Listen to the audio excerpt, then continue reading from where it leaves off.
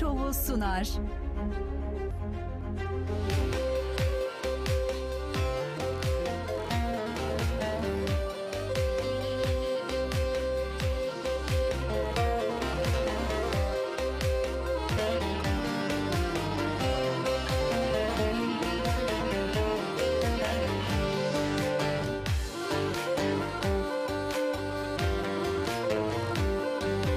Bu vatan bölünmez, bu bayrak inmez. Ezanımız inmez, bu bayrak inmez. Semada süzülen şanımız bizim, göklerde süzülen şanımız bizim. Ebedi alemde şehitler ölmez, ebedi alemde şehitler ölmez. Vatana kurbandır canımız bizim, vatana kurbandır canımız bizim. Ne mutlu Türk'üm, ne mutlu Türk'üm, ne mutlu Türk'üm diyene, ne mutlu Türk'üm, ne mutlu Türk'üm, ne mutlu Türk'üm, ne mutlu Türk'üm diyene, ne mutlu Türk'üm.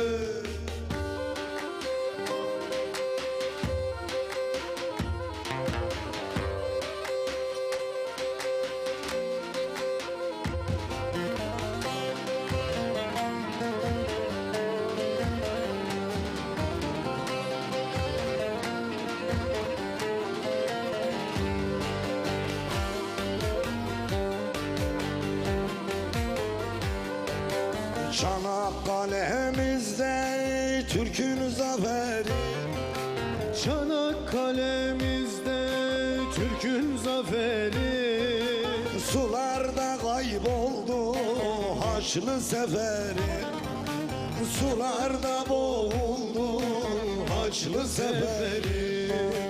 Seyit Onbaşı'nın kudreti feri, Seyit Onbaşı'nın kudreti feri.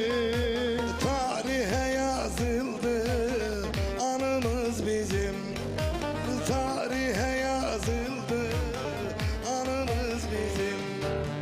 Ne mutlu Türk'üm, ne mutlu Türk'üm, ne mutlu Türk'üm diyene, ne mutlu Türk'üm, Ne mutlu Türk'üm, ne mutlu Türk'üm. ne mutlu Türk'üm diyene, ne mutlu Türk'üm.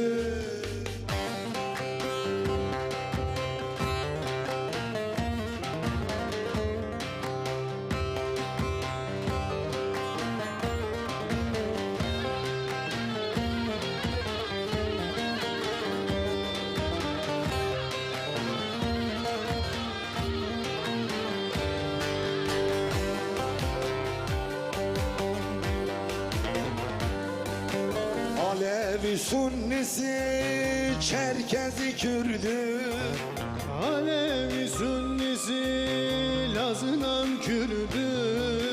beraber savaştı, kurtardı yurdu. Birlikte savaştı, kurtardı yurdu.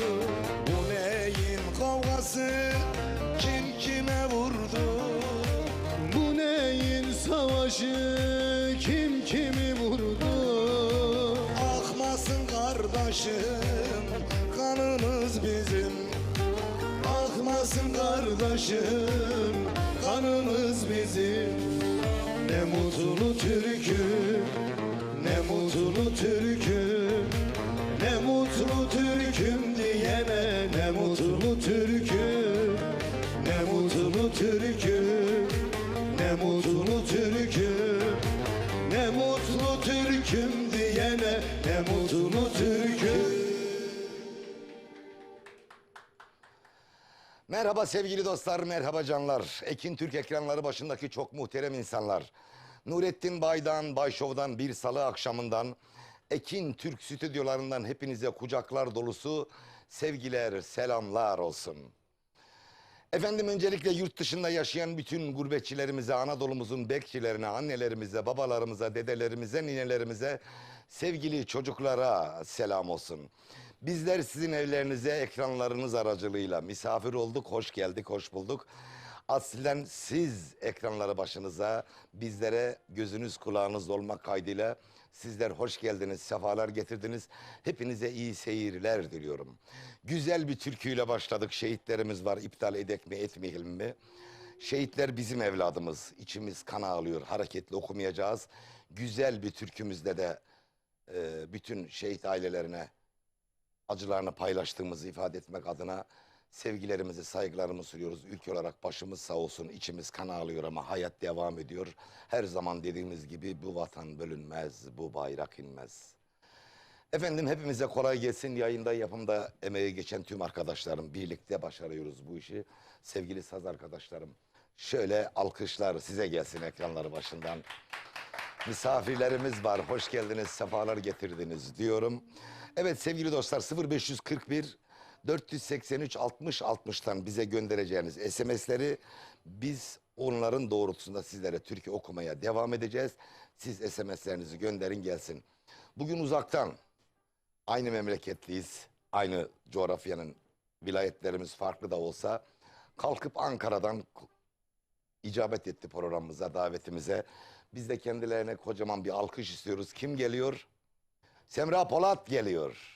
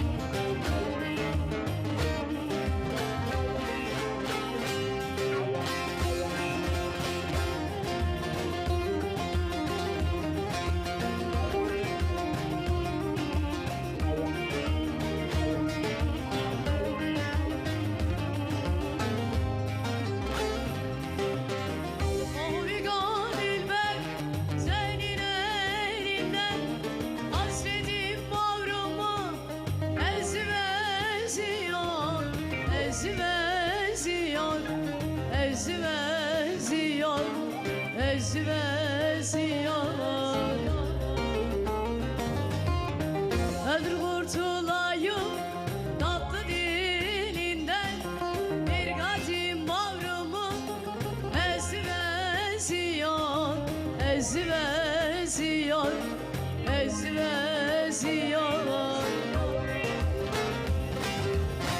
Öldür kurtulayım tatlı dilinden, bir kadim mavrumu eziyor, eziyor, eziyor.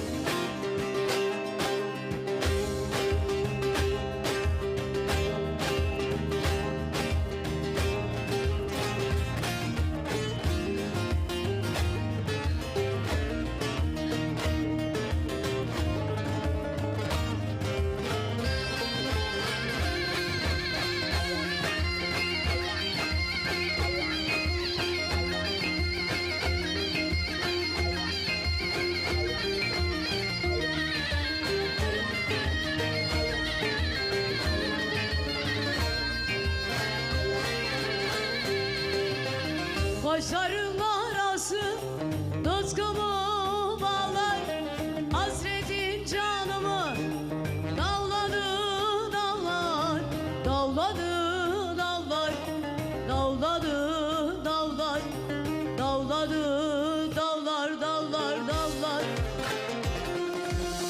Kimisi gülüyor, kimisi ağlar, kimisi yanında azıvazıyor, azıvazıyor, azıvazıyor. Kimisi yok.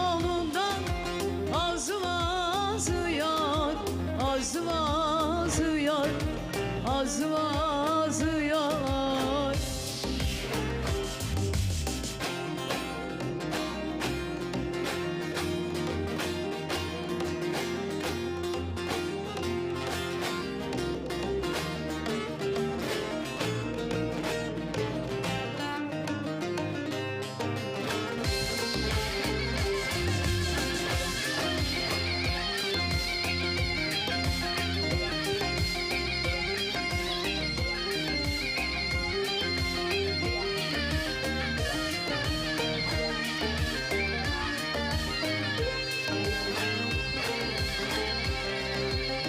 Uzakta ararken yakından buldum, hamdolsun gönlümün basını sildim, basını sildim, basını sildim, sildim, sildim.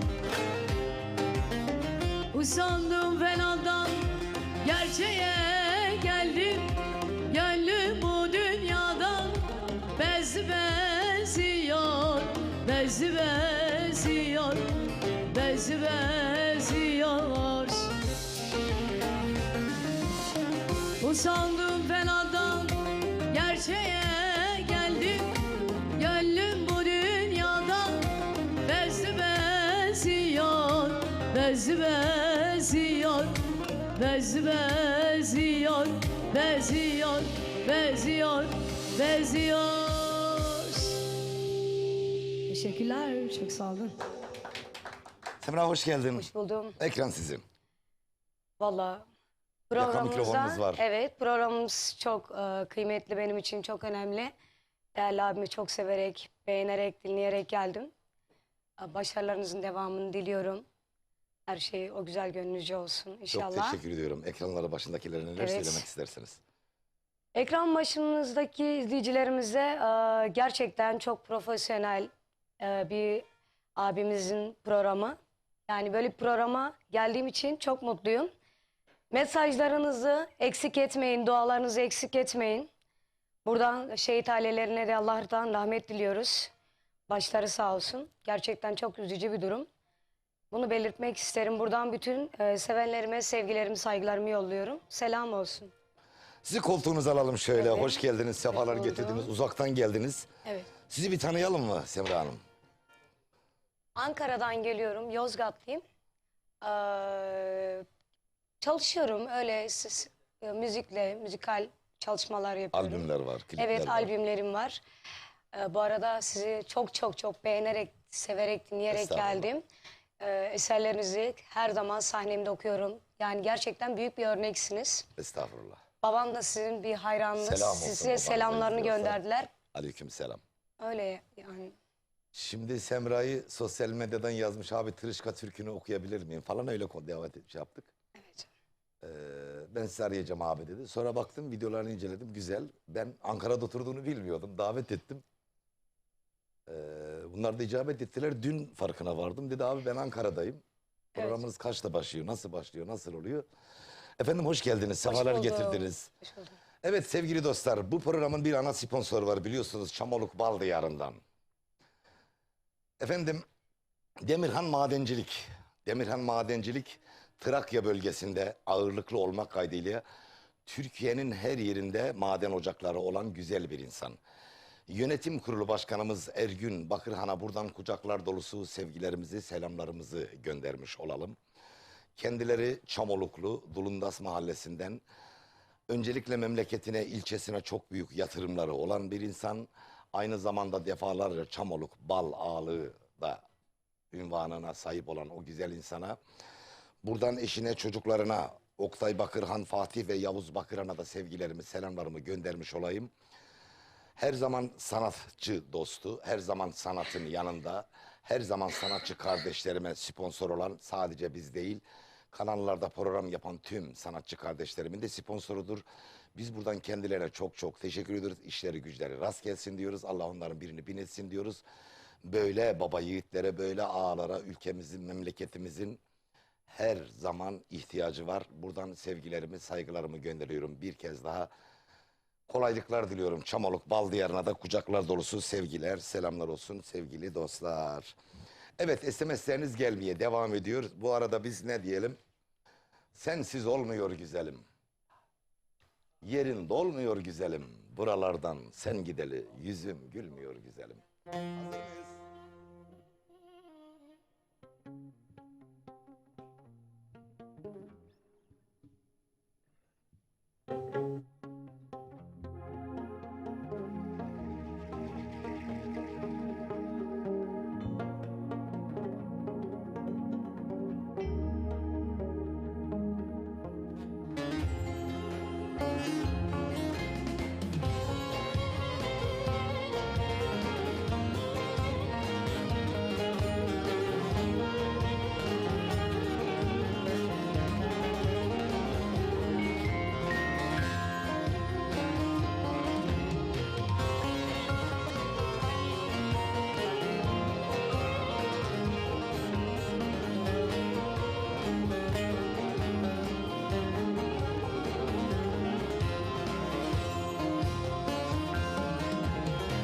Yastığa baş koyarken, aynı tabaktan doyarken,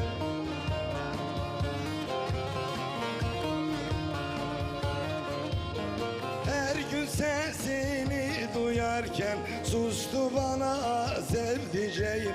Her gün sesini duyarken sustu bana sevdiceğim.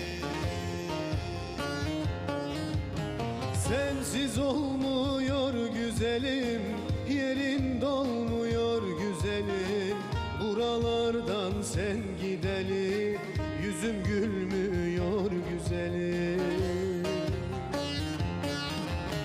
Sensiz olmuyor güzelim, yerin dolmuyor güzelim. Buralardan sen gideli, yüzüm gülmüyor güzelim.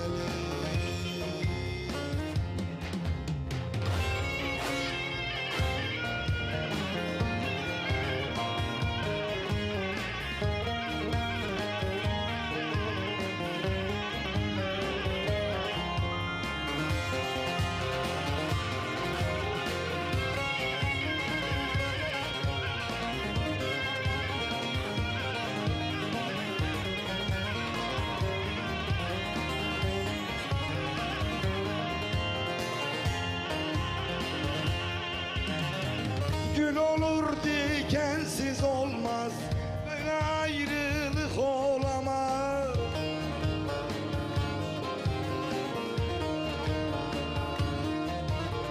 Kandilde bile aramaz, küstü bana sevdiceğim. Bayramda bile aramaz, küstü benim sevdiceğim. Sensiz olmuyor güzelim, yerin dolmuyor güzelim. Buralardan sen gideli, yüzüm gülmüyor güzelim.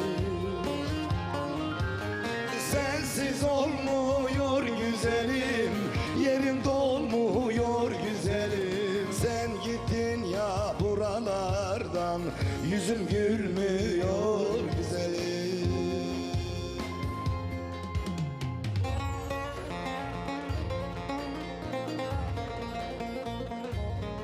Sardı bohçayı sırtına,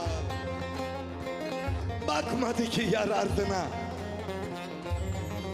Ağustos'ta bir fırtına esti bana sevdiceğim, küstü bana sevdiceğim.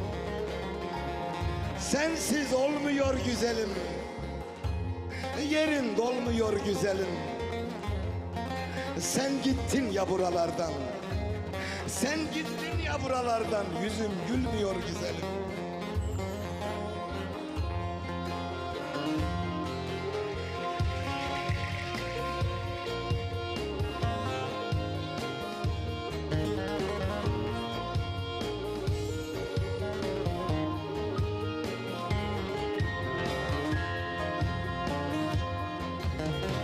Hatırlarsan bir gün bayı, düşünürsen aramayı.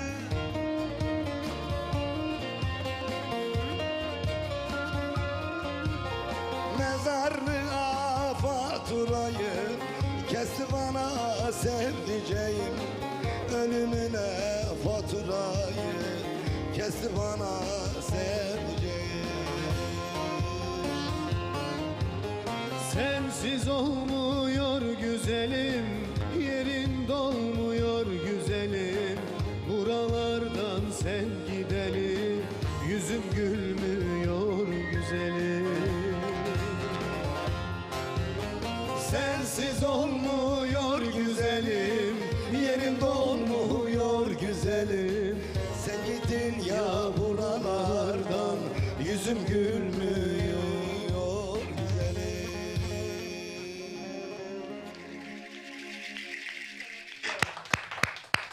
Evet sevgili dostlar, SMS'leriniz gelmeye devam ediyor. Bakalım gelen SMS'imiz var mı? Sizler göndermeye devam ediyorsunuz 0541 483 60 60'tan. Bu ara bizim olmazsa olmazlarımız, çok değerli abilerimiz, büyüklerimiz var. Onlardan bir tanesi Süleyman Can abime. Buradan sevgilerimi, saygılarımı gönderiyorum. Ailesiyle, çocuklarıyla beraber mutluluklar diliyorum. Yine Mustafa Türk Yılmaz abim. Sana da buradan sevgiler, selamlar olsun. Buradan Alim Türk Yılmaz abi, ellerinden öpüyorum. İhsan abi, ellerinden öpüyorum. Tüm ailenize sevgiler, selamlar olsun. Şebin Karahisarlar Dernek Başkanımız sevgili Mehmet Şimşek ve yönetimine, yine Şebin Karahisar Belediye'mize, tüm çalışanlarına, Şebin halkına kucaklar dolusu selamlar göndermiş olayım. Efendim Çamoluk Dernek Başkanımız Hacı Canik ve yönetimine kucaklar dolusu selamlar olsun. Yine Çamoluk Belediye Başkanımıza, yönetimine buradan kucaklar dolusu sevgiler, selamlar olsun.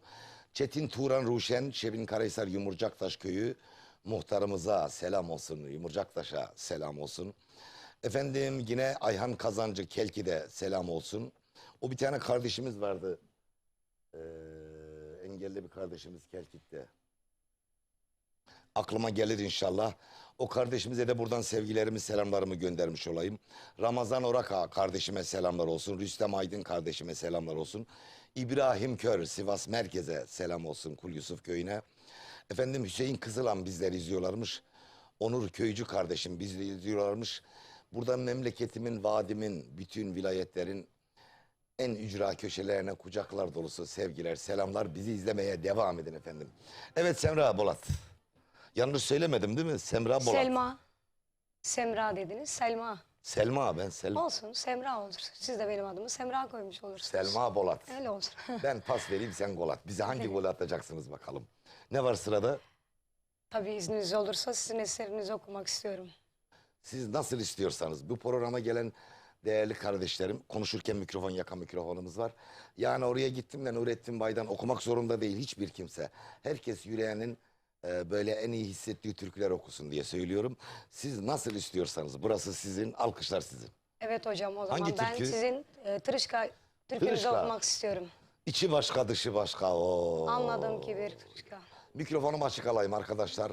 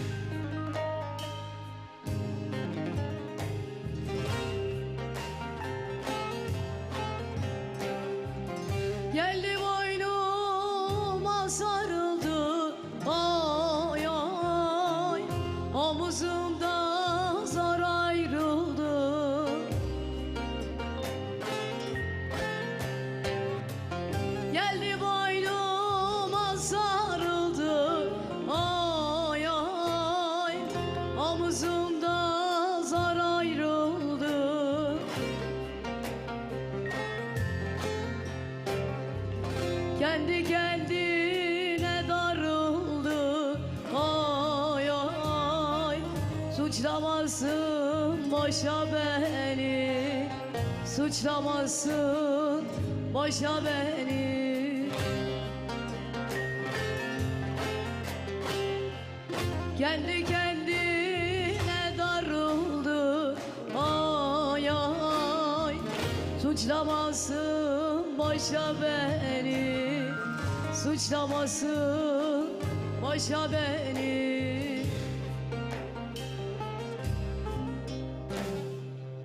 İçi başka, dışı başka, oy oy. Anladım ki bir tırışka.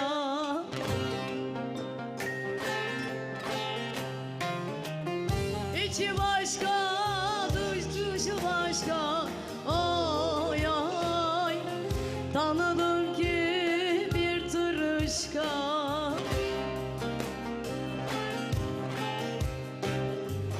Sürükledi beni aşka, ay ay.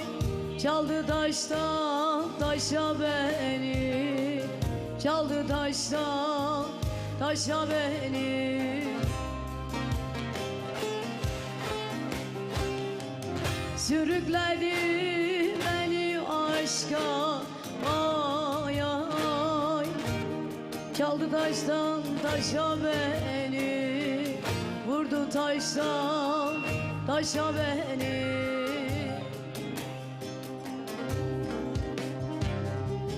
Pişman oldum gördüğüme, ona gönül verdiğime. Nereden düştüm kördüğüme, oy oy. O getirdi tuşa beni, o getirdi, o getirdi tuşa beni.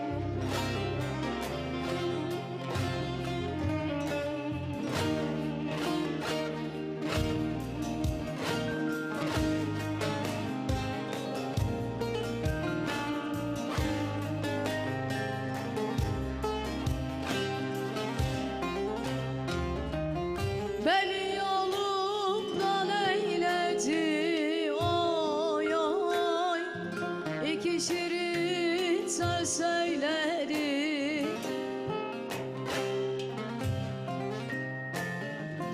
Beni yolumdan eyledi, oy oy. İki şirin söz söyledi.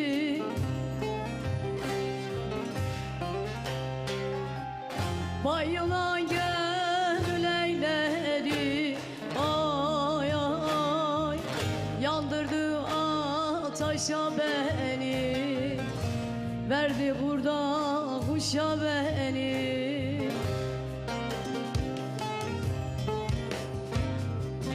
Bayılan gönül eyledi, ay ay. Yandırdı ateşe beni, verdi burada uça beni.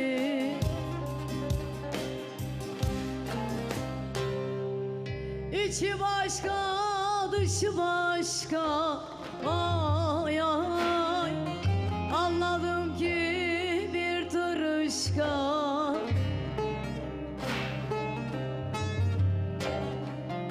İçi başka, dışı başka, ay ay. Tanıdım ki bir tırışka.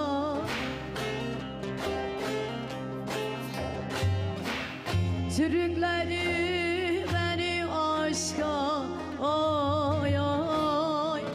Çaldı taştan taşa beni, vurdu taştan taşa beni. Çok teşekkür ediyorum. Yaka mikrofonunuz var. Ağzınıza yüreğinize sağlık. O güzel, Biraz heyecan var mı? çok. Bence var. Bayağıdır çıkmıyorum. Biraz heyecan var. Sizi gördüm, daha da heyecanlandım. Yok estağfurullah, bizi görüp heyecanlanmanıza gerek yok. Biz bu programı sadece böyle yeni seslerin, yeni yüzlerin, türküyü güzel okuyanların programı olaraktan biz her hafta burada bir kardeşimizi ağırlıyoruz. Tek konuk alıyorum, sonuna kadar okusun, kendini ifade etsin diye. Bu ara klip olarak kaç tane klibiniz var? 3 tane klibim var. 3 tane klibiniz var. Albüm olarak var mı daha önceden? Albüm değil de artık albümler pek şey değil. Yok, daha önceden var mıydı? Yok. Efendim hayırlısı olsun. Herkesin İnşallah. hakkında hayırlısı olsun diyelim. Herkesin Allah yolunu bahtını açık etsin. Sevgili dostlar, SMS'leriniz gelmeye devam ediyor ama bizim alt bant reklam veren değerli iş adamlarımız var. Onlara da buradan sevgilerimi, selamlarımı göndermiş olayım. Yüksel Parça Boyama, Güngören Sanayi Sitesi'nde Çamoluk Yeniceli o güzel insan, bütün üst düzey firmaların kumaşlarını boyayan o güzel insan. Buradan tüm çalışanlarına, ailenize, çocuklarınıza, damadınıza, efendim bütün personelinize, tüm çalışanlarınıza kucaklar dolusu selamlar, sevgiler olsun sevgili güzel insan. Çamoluk Otomotiv Bağcılar Galericiler sitesinde, Otocenter'de Sayın İlyas Duras ve ailesine buradan sevgilerimi, selamlarımı göndermiş olayım. Allah hayırlı işler, bol kazançlar versin. Onlar da otomobil ve taksi plakası bazında gerçekten çok değerli bir markalar. Buradan bir kez daha tüm müşterilerine, kendilerine selam göndermiş olayım. Kardeşler yani aslında. Kardeşler Hafriyat, Şebin Karahisarlı yiğidolar. Sevgili Fatih Dumanlı ve kardeşlerine sevgilerimi, selamlarımı göndermiş olayım Şebin Karahisar'a. Şebin Karahisar deyince bugün benim klibimde oynayan Aydın Sayılgan, yani Şakir'de kızı kaçıran kardeşimizi sosyal medyada gördüm. Doğum günüymüş. Doğum günün kutlu olsun Şakir. İyi ki doğdun sen. Aradım, tam da kutlama anında aramıştım. Mutlu yıllar diliyorum ailenle beraber. Efendim Afkar Mobilya, Camlı Kahve Bağcılar Caddesi üzerinde tüm yeni evlenen çiftlerin tüm mobilya işlemini karşılayan, bizim de zaman zaman ev eşyalarımızı, eksiklerimizi aldığımız, giderdiğimiz bir mağaza. Herkesin gönül rahatlığıyla alışveriş yapacağı Afkar Mobilya, Camlı Kahve'de Bağcılar Caddesi üzerinde. Buradan Ecevit Erdem'e de sevgilerimi, selamlarımı göndermiş olayım. Hamza! Hele gel oğul. Sıramı sana verdim, gel. Vallahi bu sefer karışmayacağım. Bizim orada bir Kılıçkaya Barajı var sevgili dostlar, biliyorsunuz. Kılıçkaya Barajı'nın ölçümünü, biçimini yapan mühendisler gelmişler, böyle 3 ayaklı böyle tripodlardan gözlüyorlar falan. O ara bizim meraklı çoban da gelmiş, demiş hemşerim kolay gelsin, ne yapıyorsun burada? Demiş ki kardeşim buraya bir baraj olacak, Kılıçkaya isminde bir baraj olacak, elektrik üretecek buradan falan. Yahu işte suf dumanın neresine kadar çıkacak, Güvercinli köyü gidecek mi? Şu dumanın taşının neresine kadar çıkacak su? Bu adam anlatıyor, cevap veriyor.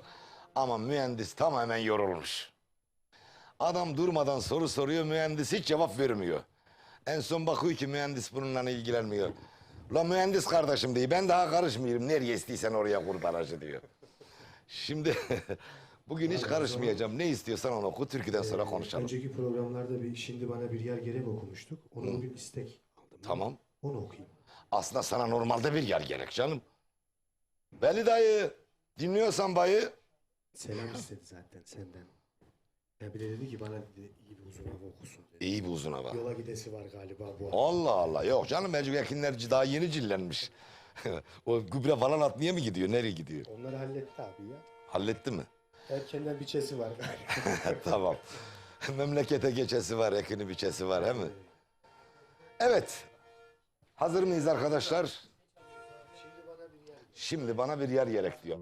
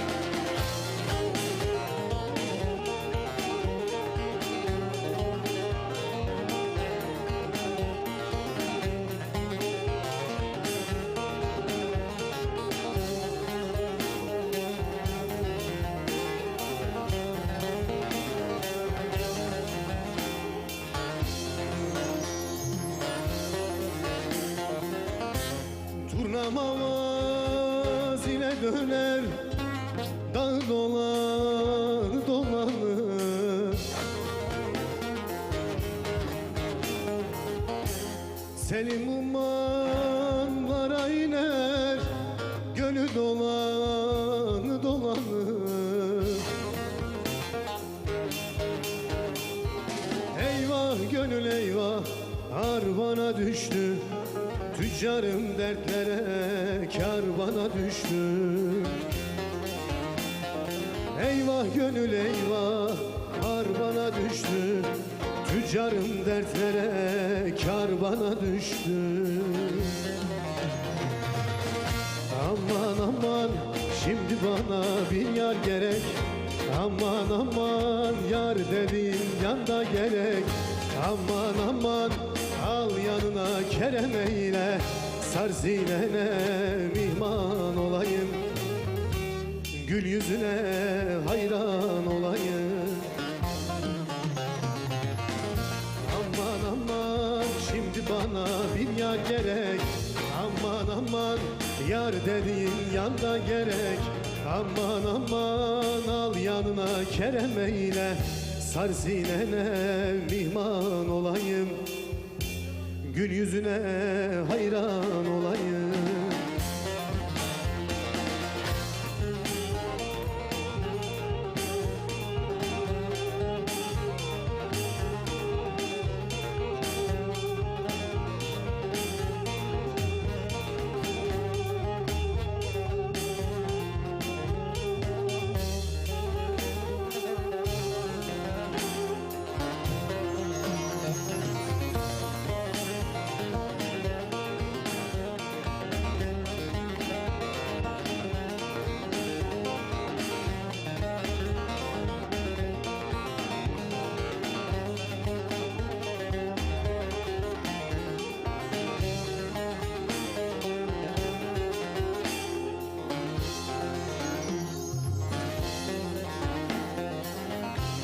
Deli gönül dara düşer, feleğe sözümü geçer.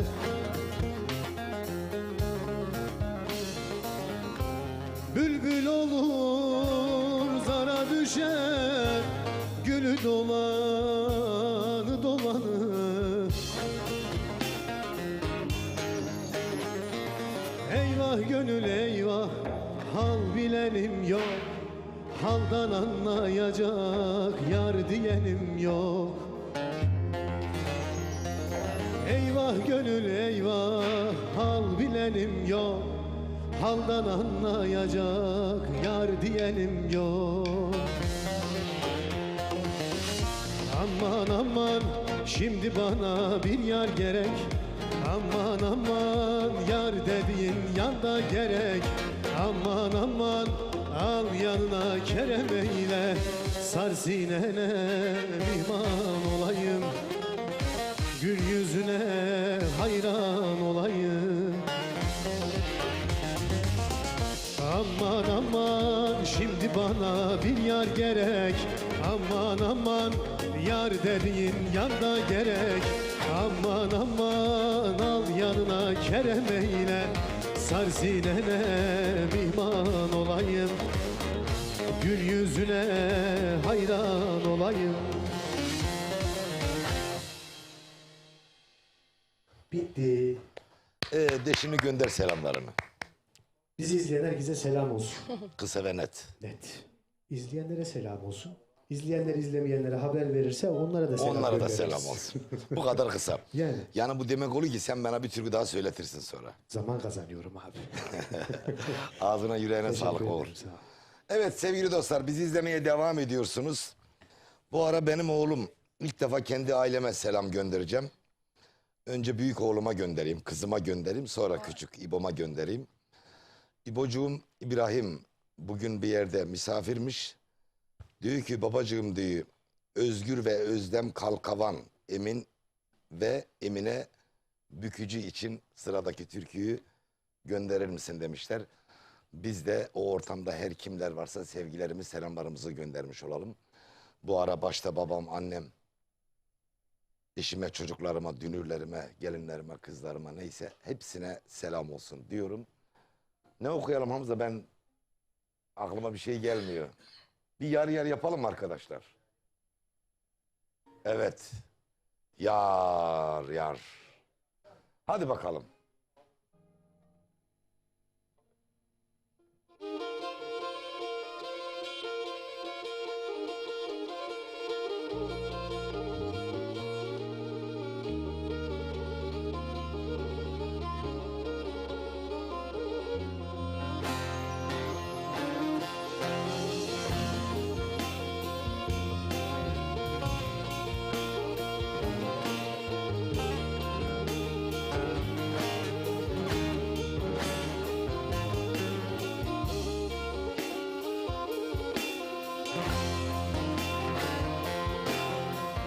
Salladı başını öte döndürdü, verdiğim selamı almadı yar yar. Salladı başını öte döndürdü, verdiğim selamı almadı yar yar. Yazdığım mektubu geri gönderdi, el kadar kağıdı salmadı yar yar, salmadı yar yar. Yazdığım mektubu geri gönderdi, el kadar kağıdı salmadı yar yar, salmadı yar yar.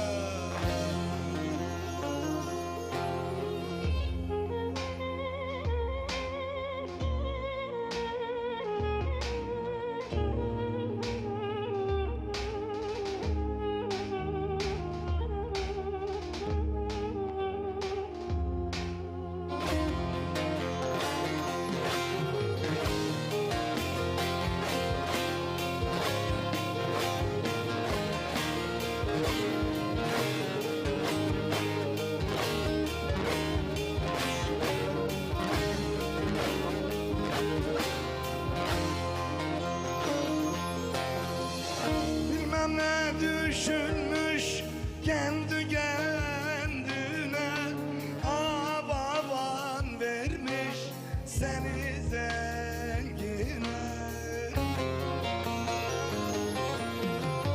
Bilmem ne düşünmüş kendi kendine, aa baban vermiş seni zengine. Demişsin ki davul dengi dengine, sana diyeceğim kalmadı yar yar, kalmadı yar yar. Söylemişsin davul dengi dengine, sana diyeceğim kalmadı yar yar, kalmadı yar yar.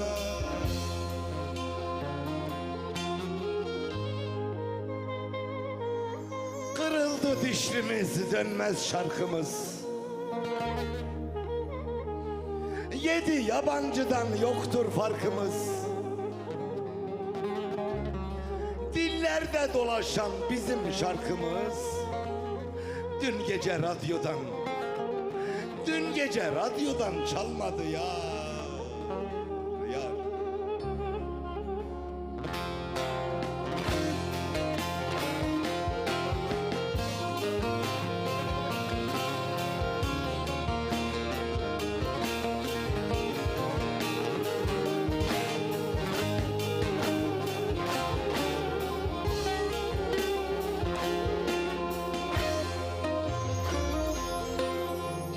Helal süt emmemiş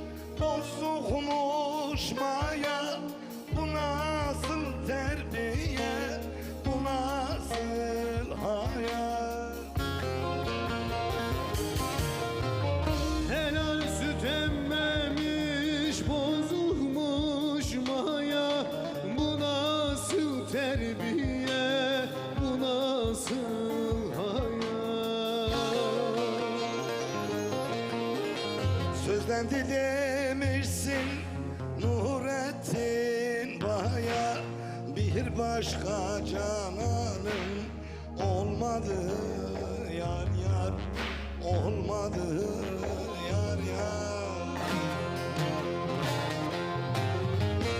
Evlendi demişsin Nurettin Baya, bir başka sevdiğim olmadı yar yar, olmadı yar yar.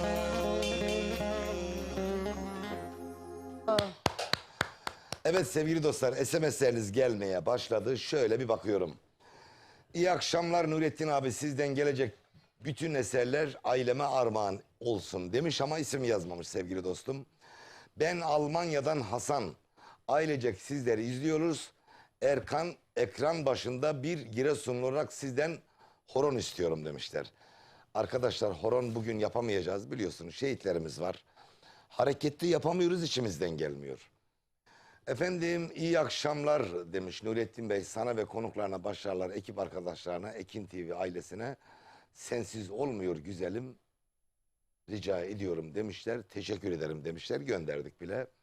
Hayırlı akşamlar, ben Gülizar. Sizden gelen bütün güzel eserleri orman dışı köyüne yaşayan akrabalarım için istiyorum. Şimdiden sağ olun, iyi yayınlar diliyorum demişler.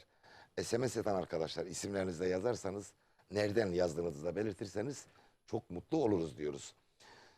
Efendim mutlu sarılarınız olsun. Ekran başında Nurettin Baylarınız, yine her zamanki gibi çok güzel bir program.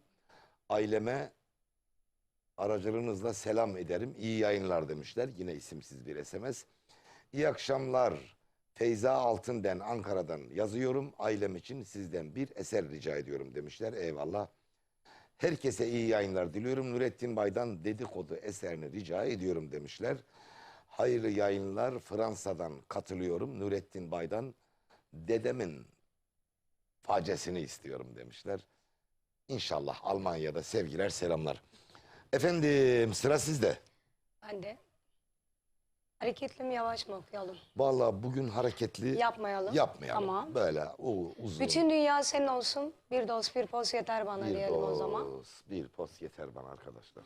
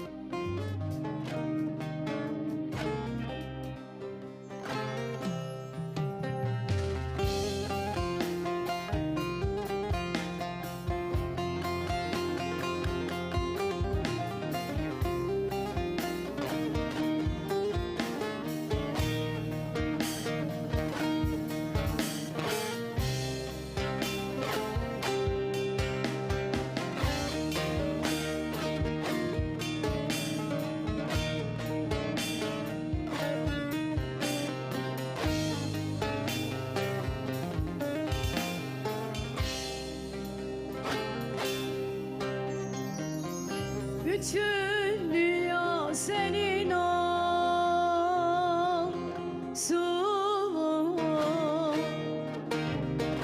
Bir dost bir boz yeter bana.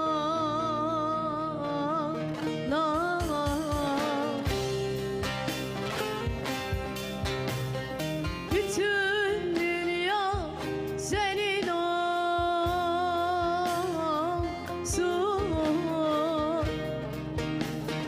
Bir dost bir boz yeter bana.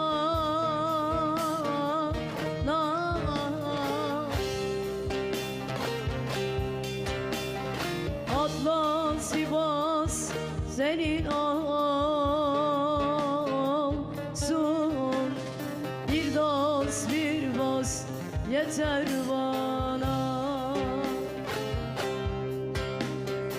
Atlas Sivas senin olsun. Bir dost bir boz yeter bana.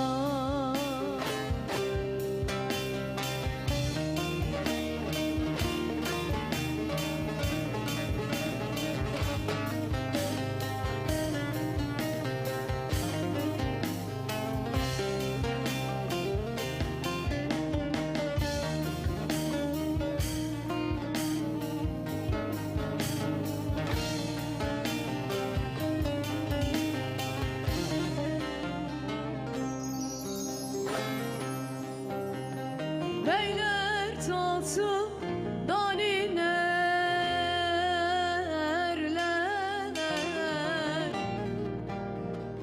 ayaksıza da binerler.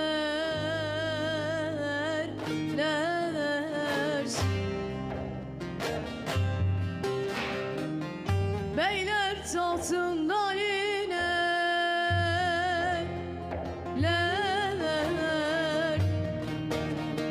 ayaksıza da binerler.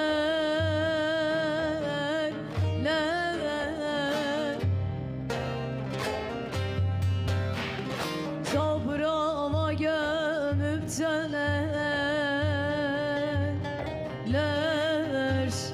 bir dost bir boz yeter bana. Toprağa gömüp dönerler,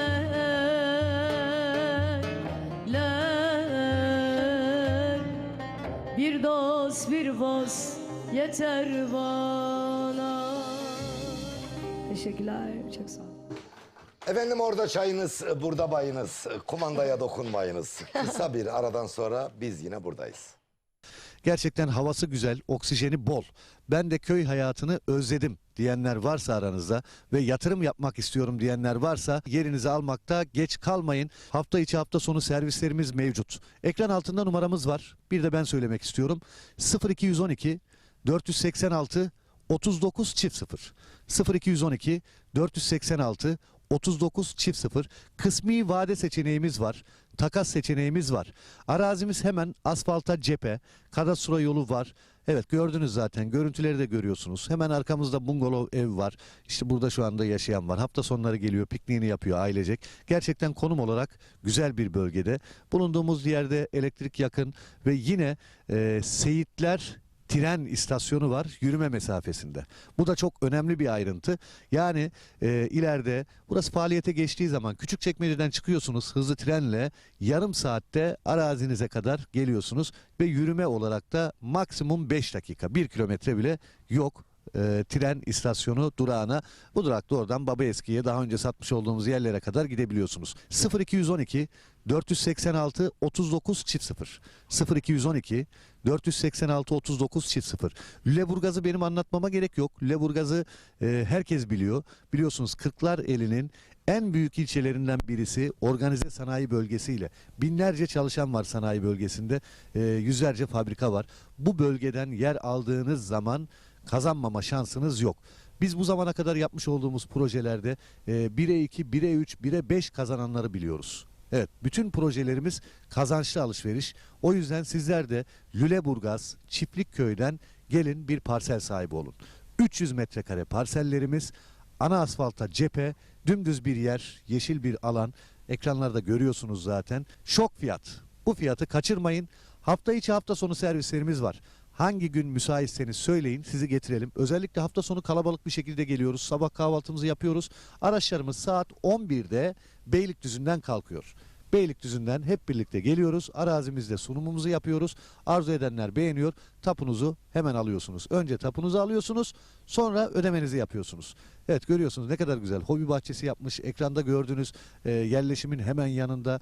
Tren istasyonuna çok yakın konumda olması bir artıdır. Lüleburgaz'a da 15 dakika mesafede araçla.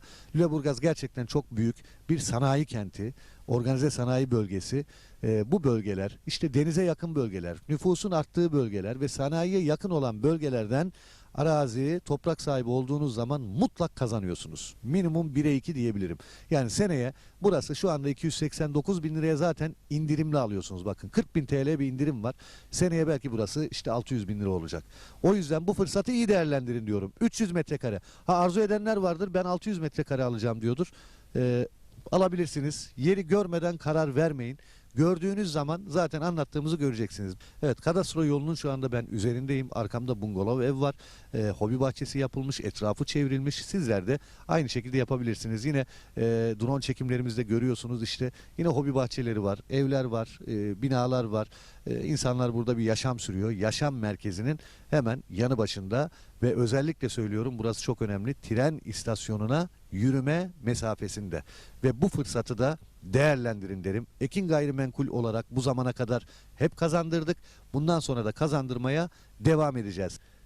0212 486 39 çift 0. Çağrı atmanız yeterli. Hemen tapunuzu alıyorsunuz. Bundan kolayı yok. Evet, dediğim gibi belki yetişmeyebilir paranız. Kısmi vade seçeneğimiz var. Takas imkanımız var. Evet, 300 metrekareden başlıyor. 600 alabilirsiniz. Bir dönüme yakın alabilirsiniz. Artık hem bütçenize hem zevkinize göre. Yer çok güzel. Dümdüz bir alan. Ana asfalta cephe. Hızlı tren istasyonuna yürüme mesafesinde. Kadastro yolunun yanında. Yerleşime yakın. Lüleburgaz Sanayi Bölgesi ve Çiftlik Köyü'nün içinde 1. etap. Bu fırsatı değerlendirin. Numaramızı tekrar ediyorum. 0212 486 39 çift 0. Çağrı atmanız yeterli. 0212 486 39 çift 0.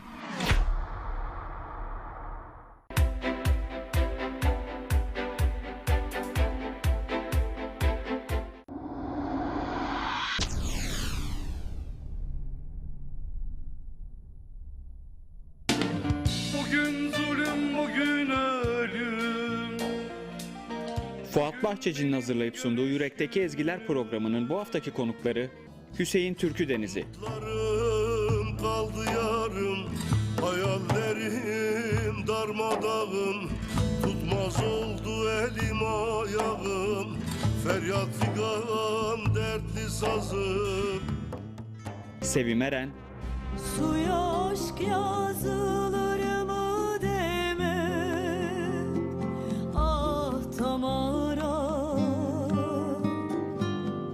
Karanlığı bir fenerle. Yürekteki Ezgiler programı her çarşamba saat 19.30'da Ekin Türk TV'de sizlerle. Açlıktan ölen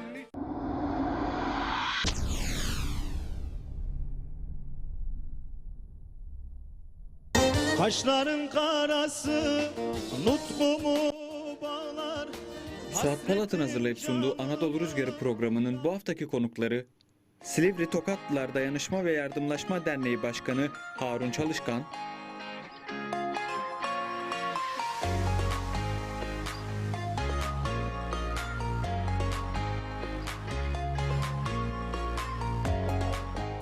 ve Hatice Kurtoğlu. Senle bir olamadım, sözlerin olduğunda sözünde duramadın, gelmeyecek. Anadolu Rüzgarı programı her çarşamba saat 22'de Ekin Türk TV'de sizlerle. Arkova, Niksar, Başçiftlik, Hatipli, İskensür, Geyran.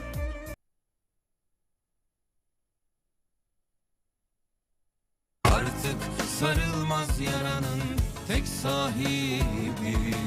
benim neler çektiğimi. Allah turnam ne gezersin, dedim başka yarın var mı? Söyledi yok yok.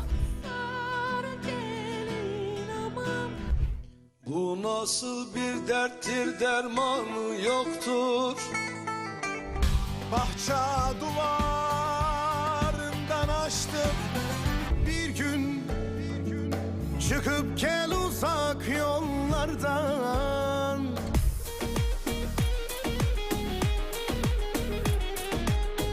Gitme benim telli durnam. Ağla kalbim. Canın olayım gülüm. Bu dağlar kömürdendir. Al yan dilber, senin elinden hasretim var. Kliplerinizin tüm dünyada izlenme rekoru kırmasını ister misiniz? O zaman doğru kanaldasınız. Bilgi almak için 0212 485 3901 0212 485 3901.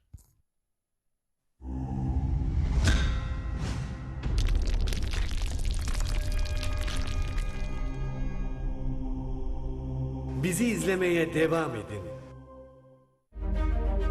Bakırhan Madencilik katkılarıyla Bay Show devam ediyor. Evet sevgili dostlar, Bakırhan Madenciliğinin katkılarıyla programımız 1. reklamını atlattık. Şimdi güzel güzel eserlerle sizlere hitap etmeye çalışacağız. 0541 483 60 60'tan SMS'lerinizi gönderin gelsin. Bugün SMS'lerinizin hepsini okuyamayız. Bir sorun varmış ama bana geldiği kadarıyla okuyacağım. Şu ana kadar gelenlerin tamamını okudum.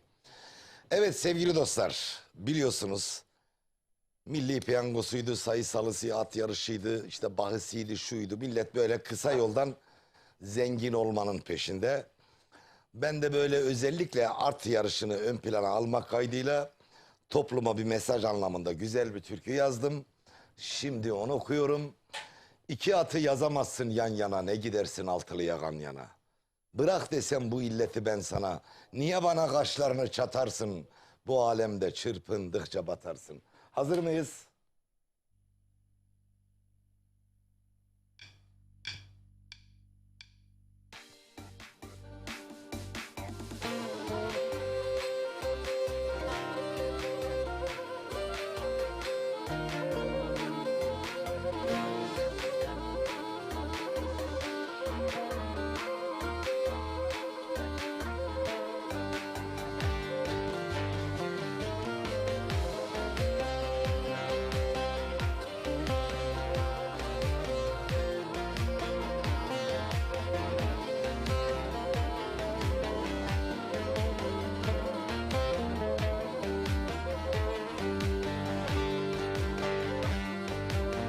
İki atı yazamazsın yan yana, ne gidersin altılı yakan yana.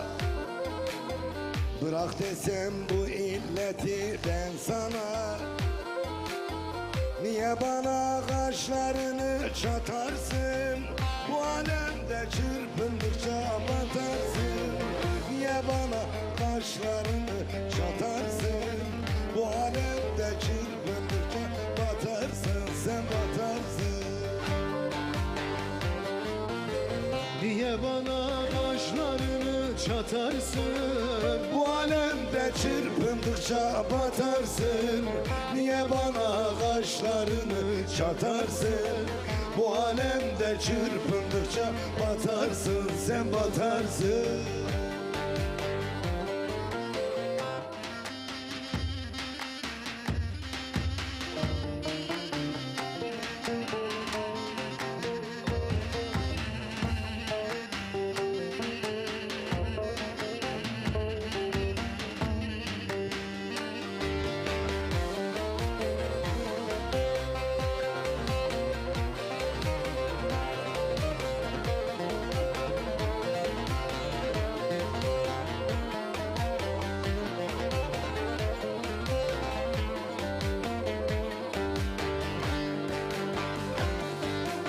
Bir oynayan ikinciye alışır, bülten alır gece gündüz çalışır. Aklı fikri birbirine karışır. Kuponunu buruşturur atarsın. Bu alemde çırpındıkça batarsın. Kuponunu buruşturur atarsın. Bu alemde çırpındıkça batarsın, sen batarsın. Kuponunu buruşturur atarsın. Bu alemde çırpındıkça batarsın. Kuponunu buruşturur atarsın. Bu alemde çırpındıkça batarsın, sen batarsın.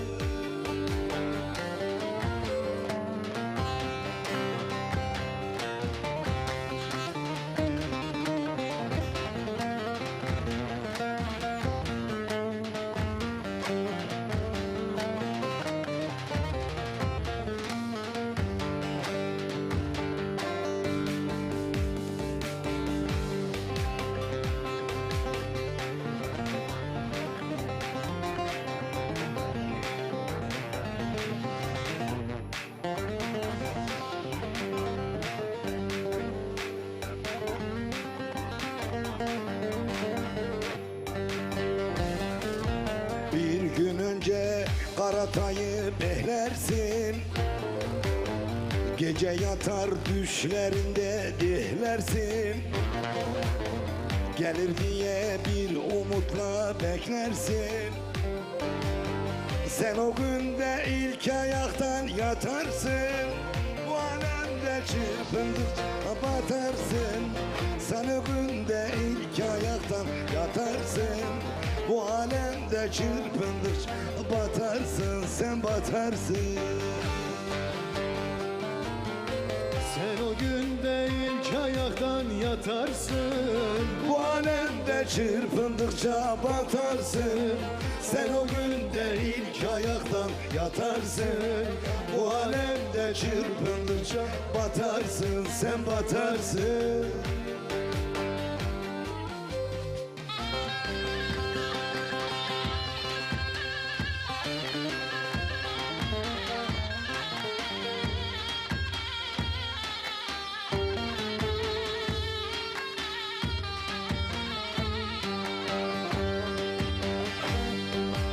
Kim bulmuşsa altılıdan parayı, bil ki açmış avradıyla arayı. Senin olsa sultanların sarayı, kumar için 3 kuruşa satarsın, bu alemde çırpındıkça batarsın. Kumar için 3 kuruşa satarsın, bu alemde çırpındıkça batarsın, sen batarsın. kumar için 3 kuruşa satarsın. Bu alemde çırpındıkça batarsın, kumar için 3 kuruşa satarsın. Bu alemde çırpındıkça batarsın, sen batarsın.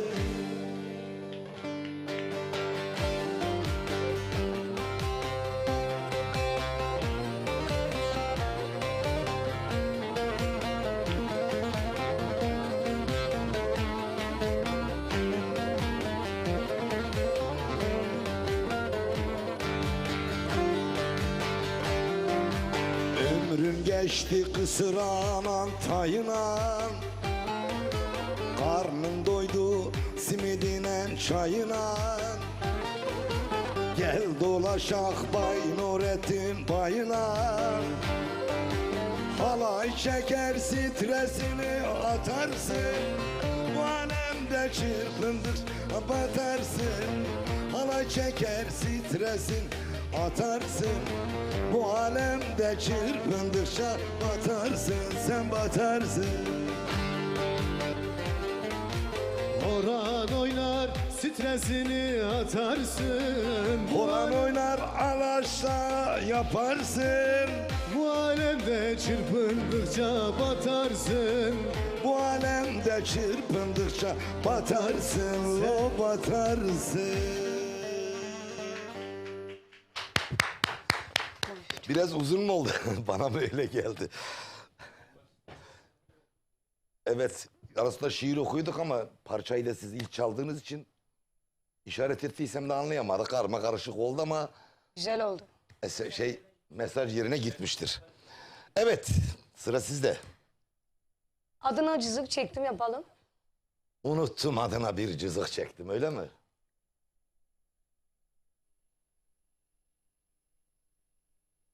Evet, SMS'leriniz gelmeye devam ediyor diyeceğim ama yeni SMS göremiyorum. Sevgili dostlar.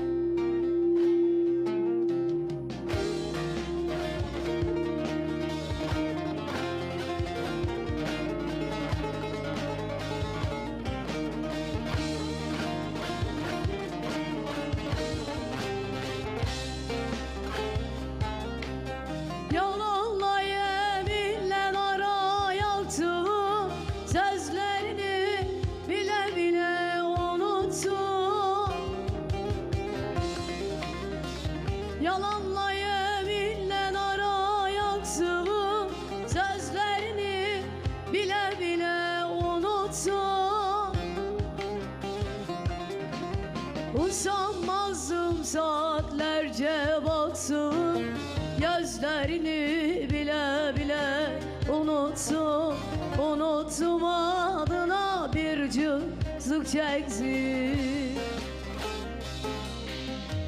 Usanmazdım saatlerce baktımın gözlerini bile bile unuttum adına bir cızık çeksin.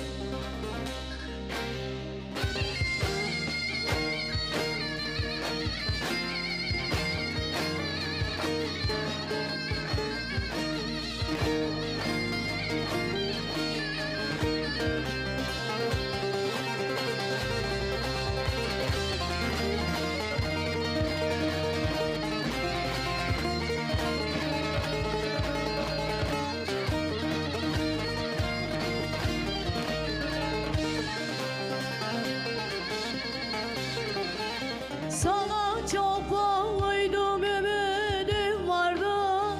Onun için bu can sana yalvardı. Sana çok bağlıydım, ümidim vardı. Onun için bu can sana yalvardı. Ömrümün üstü. Yüreğine sağlık. Sevgili dostlar, bugün bir tane şiir yazdım. Sosyal medyadan paylaşacaktım ama paylaşmadım. Özü sana benziyor diye. Şöyle bir fon çalar mısın kardeşim benim? Sürpriz.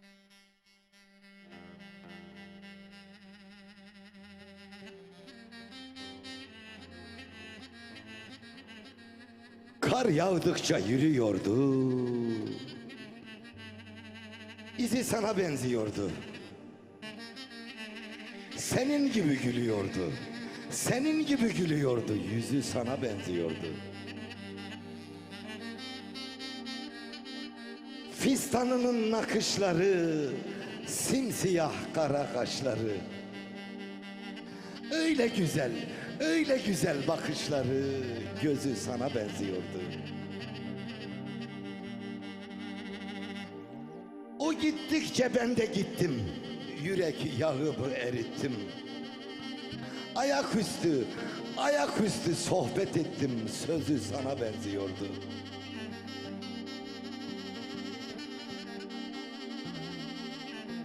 Yemin olsun seni sandım, bir an gafletten uyandım. Bay Nurettin nara yandım. Közü sana benziyordu.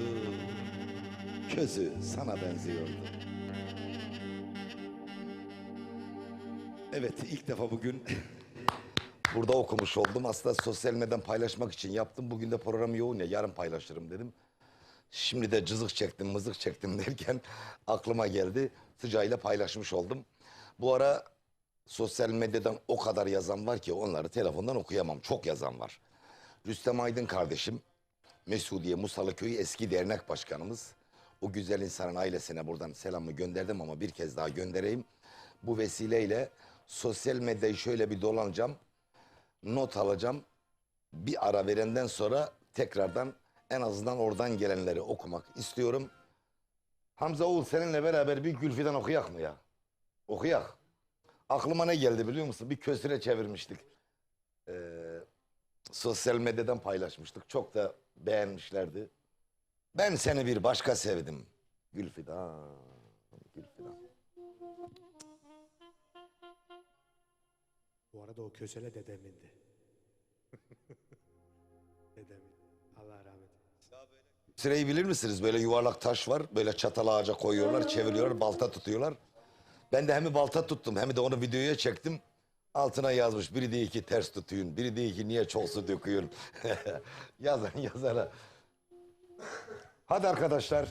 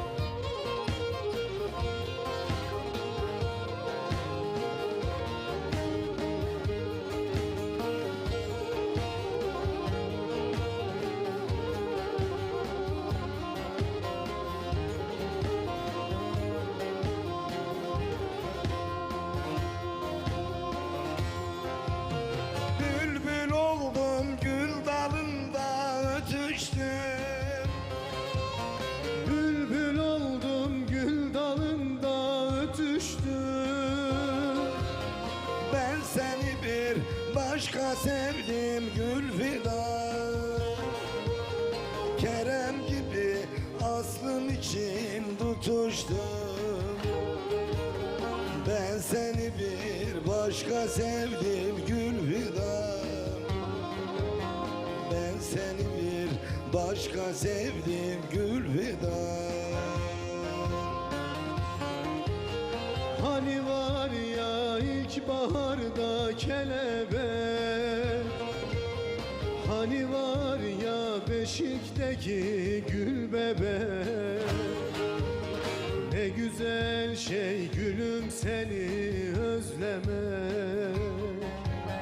Ben seni bir başka sevdim gül fidan, gül fidan. Güzel kuşum, güvercinim, kekliğim, neredesin özlemini çektiğim. Yollarına gonca güller ektiğim. Ben seni bir başka sevdim gül fidan, gül fidan.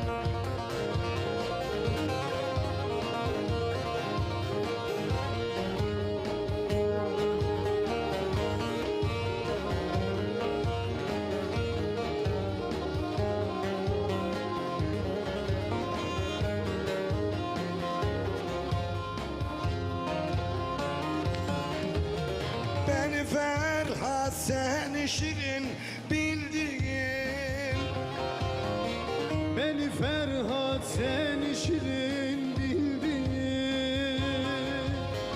aşkın için yüce dağlar deldim. Neredesin öğlerinde öldüm. Ben seni bir başka sevdim gül fidan, ben seni bir başka sevdim gül fidan. Hani var ya ilkbaharda kelebek, hani var ya beşikteki gül bebek. Ne güzel şey gülüm seni özlemek. Ben seni bir başka sevdim gül fidan.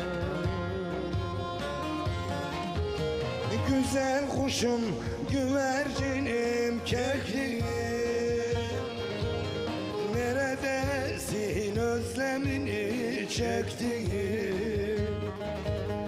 Yollarına gonca güller döktüm. Ben seni bir başka sevdim gül fidan, gül fidan.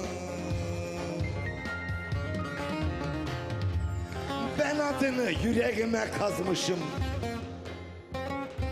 dağa daşa gül fidanı yazmışım. Ayrılalı özleyeni bu canımdan bezmişim. Ben seni bir başka sevdim, ben seni bir başka sevdim gül fidan, gül fidan.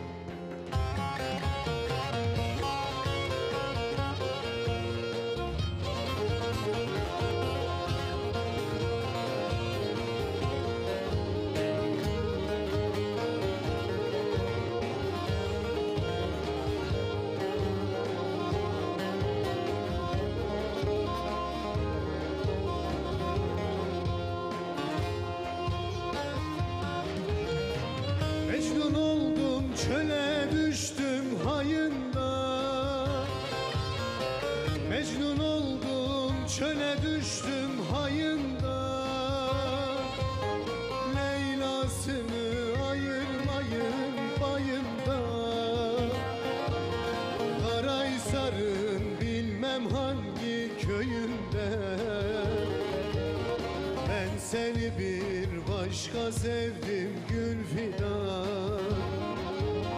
Ben seni bir başka sevdim gül fidan. Hani var ya ilkbaharda kelebek, hani var ya beşikteki gül bebek. Ne güzel şey özleneni özlemek. Ben seni bir başka sevdim gül fidan. Güzel kuşum, güvercinim, kekliğim, neredesin özlemini çektiğim? Yollarına nur menekşe ektiğim. Ben seni bir başka sevdim gül fidan. Gül fidan.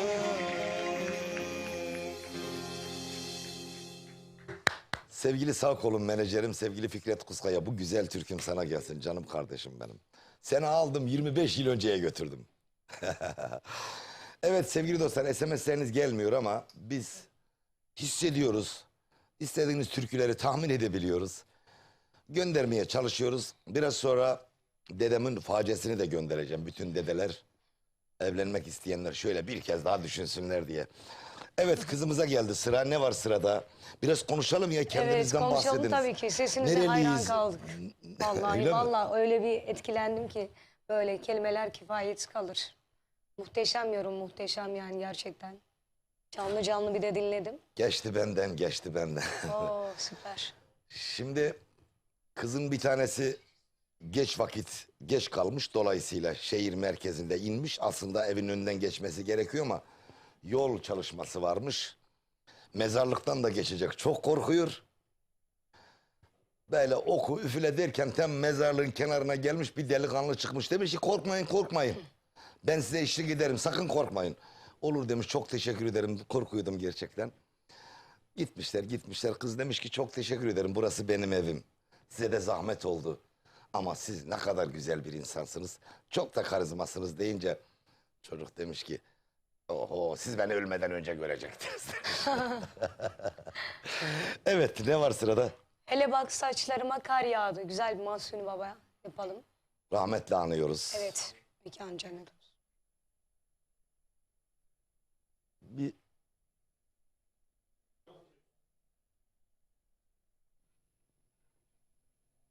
Değil mi? Evet.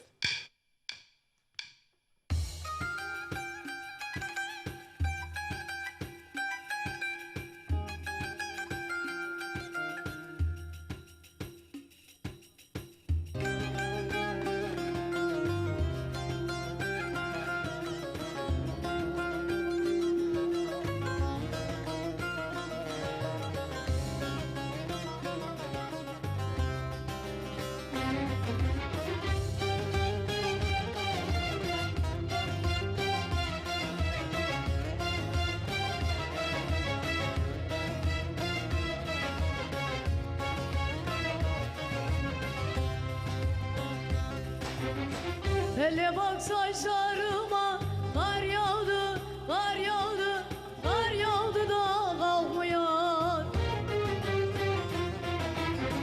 Felekten boğazıma el değdi, el değdi, el değdi bırakmıyor. Dallar duman böyle, geçti zaman böyle, yar benden umut kesmiş. Alım yaman böyle, alım yaman böyle. Dağlar duman böyle, geçti zaman böyle, yar benden umut kesmiş. Alım yaman böyle, alım yaman böyle.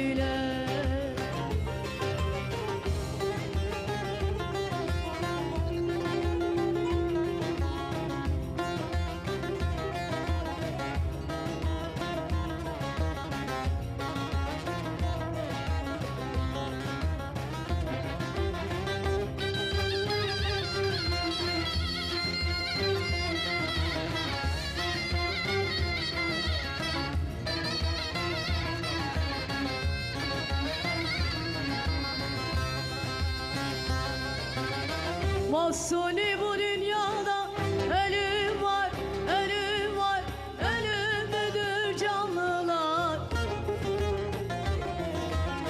Öldüğüne üzülmez, ağlamaz, sızlamaz, yar seven infanlılar. Dağlar duman böyle, geçti zaman böyle, yar benden umut kesmiş, alım yaman böyle, alım yaman böyle. Dağlar duman böyle, geçti zaman böyle, yar benden umut kesmiş, alım yaman böyle, alım yaman böyle. Çok teşekkür ediyoruz. Maşallah. Şöyle gel alttan ben bir iki yalan söyleyeyim arkadaşlar.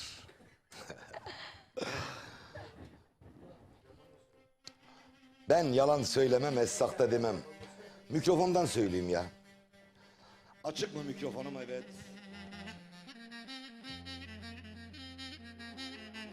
Sene 1970. Millet memleketini terk etmiş. Tasını tarağını toplayan avradını alan İstanbul'a gitmiş. Aylardan böyle ya Şubat ya Mart. Dedim ki bay senin de İstanbul'a gitmen şart. Akşam yemeğini yedim doydum. Üstümü başımı soydum. Kafamı erkenden yastığa koydum ve yattım. O gece önüme 4 tane davar kattım. Şebin Karahisar'a götürdüm, tenesini 50.000 dolardan sattım. Belki biraz abarttım. Ben yalan söylemem, esnafta demem. O gece Karahisar'da kaldım. Sabahtan kendime cıcık bir at aldım. Bindim atın sırtına, at değil sanki bir fırtına. Saniye sürmeden köye getirdi beni yırtına yırtına. Atı getirdim kava bağladım. Ana ben İstanbul'a gidiyorum dedim, boğazına sarıldım ağladım. Atın nalını mıkını iyice bir yağladım. Atın arkasına bir pervane taktım. Gazınan çalışıyor mu diye baktım. Atın kulaklarına da 2 tane kanat taktım. Atın ışıklarını yaktım. Gece yarısıyla geçiyordu, harmandan havalandım kalktım. Ben yalan söylemem, esnafta demem. Ula yukarısı eyle soğuk ki resmen dondum. Dayanamadım, 1 dakika sonra Ankara Esenboğa havalimanına kondum. Ata arpa verdim ecuk, aldım sırtıma kalın bir göcük. Bir daha İstanbul'a devam edecek. Atın torbasını boğazına taktım. Ankara Esenboğa havalimanından bir daha havalandım kalktım. Ben yalan söylemem, esnafta demem. Pervane arkada dönüyor. Atın ışıkları bir yanıyor bir sönüyor. At kulaklarını beyle beyle ediyor. Bir görsen var ya 5000 kilometre hızla gidiyor. Cebimden tabakamı çıkarttım. Bir de kaçak tütün yaktım. 50 metre boyunda ağızlığa taktım. Başladım öksürmeye, az kalsın boğulacaktım. Çıkarayı kaldırdım, yere attım, tesbahımı çıkarttım. Başladım çekmeye. O ne? La bizim at başladı havada sekmeye. Baktım olacak gibi değil, geçtim enişe. At kafasını İstanbul'a doğru eğdi. Saniyeler sonra atın ön ayakları İstanbul havalimanına değdi. O ne? La bir baktım sabah ezanı okunuyor. Şöyle hanım koluma bir dokunuyor. La gözlerimi bir açtım ki ne at var ne yer. Benim yorgan dibe düşmüş meğer.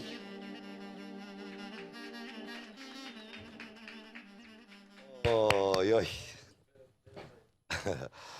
Efendim Şebi'nin teyosu da benim. Evet, sizden bir türkü daha alalım. Gelmişken uzaktan Cerrahpaşa geldiniz. yapabilir miyiz güzel kemençeyle? Vallahi Evet. harika gözüküyorsunuz buradan. Hey gidi Cerrahpaşa. Arkadaşlar bu türkü çok moda. Ben de Ekin radyoda program yapıyorum Ok Meydanı'nda. Ya o zaman tarzımızı tam kabul etmediler. Her türküyü biz kendimizden okuduğumuz için. İstekle bir tanesi Cerrahpaşa'yı istiyor. Adam attı 100 tane SMS. O zaman her SMS 18 kontür. O arada da ben burundan ameliyat olmuştum, tamam mı? Dedim ki ya vallahi ben Cerrahpaşa'yı okuyamam ama sözlerini bilmiyorum, size neydi? He? He. Bir Şişli Etval türküsü okuyayım dedim. Hey gidi Şişli Etval, benim burnumda et var. Benim burnumda et var. Sade burnum değil ki, her yerlerimde dert var. Oy oy. Adam dedi ki ya o kadar güldüm 24 saat. Cerrahpaşa yok olsam bu kadar mutlu olamazdım demişti. Her kimse selam olsun. Selam olsun. Evet, bütün hastalarımıza Allah'tan acil şifalar diliyoruz. Efendim derdi bize kim veriyor onu da biliyoruz. Rahman ve Rahim olan Allah'ım, tabiplerin tabibi sensin. Rahmanların rahmetsiz, hekimlerin hekimi sensin. Sen her şeye kadirsin. Dermansız dert bırakma, kurban olduğum Allah'ım. Bütün hastalarımıza geçmiş olsun. Cerrahpaşa armağanımız olsun.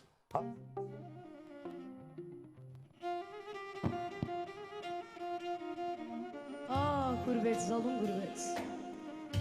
Ağlatırsın adamı. Gözümde yaş kalmadı. Bıraksana yakamı. Bıraksana yakamı.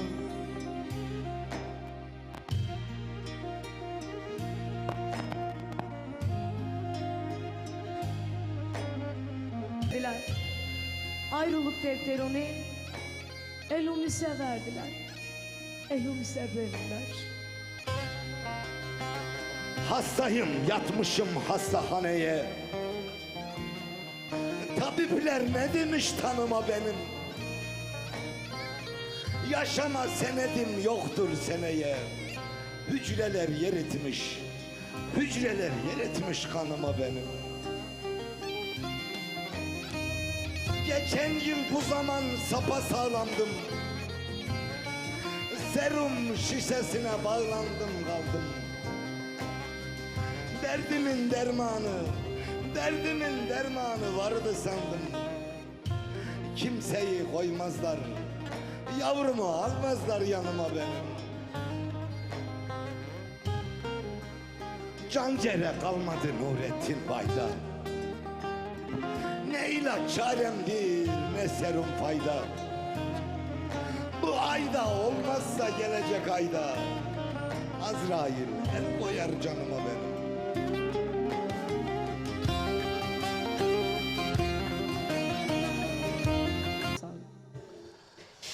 Evet sevgili dostlar. Bu cumartesi günü unutmuştum, notumu almıştım. Sevgili Ecevit kardeşim hatırlattı. Allah nasip ederse bu cumartesi günü 142 evlerde. Abdullah ve Fatma Kılık kardeşlerimizin evlatlarının kına gecesinde olacağız. Sunumda sevgili Ecevit Yavuz bizimle beraber olacak. Ecevit Yavuz da aynı zamanda güzel şair bir kardeşimiz. Çok güzel sunum yapan bir kardeşimiz.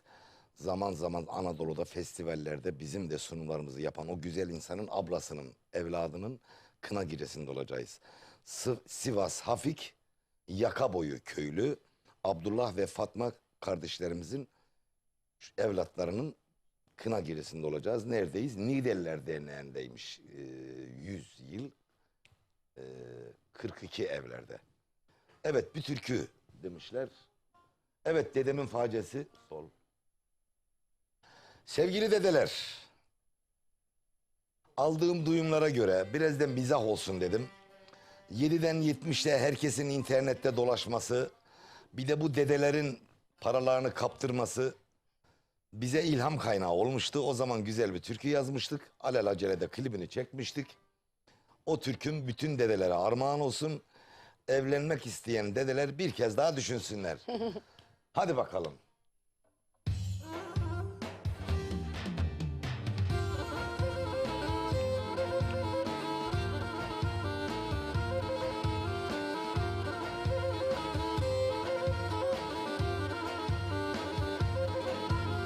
Kulağında var kulaklık, dedem duymaz ki ufaklık. Kulağında var kulaklık, deden duymaz ki ufaklık. Dedem Facebook'ta dolanır, tövbe tövbe. Var bu işte bir tuhaflık. Dedem Facebook'ta dolanır. Allah Allah. Var bu işte bir tuhaflık. Sanal sardı bu milleti, dedemin var interneti. Sanal sardı bu milleti, dedemin var interneti. Facebook'tan bir hatun bulmuş, tövbe tövbe. Evlenmeye var niyeti. Facebook'tan bir nine bulmuş. Allah Allah. Evlenmeye var niyeti.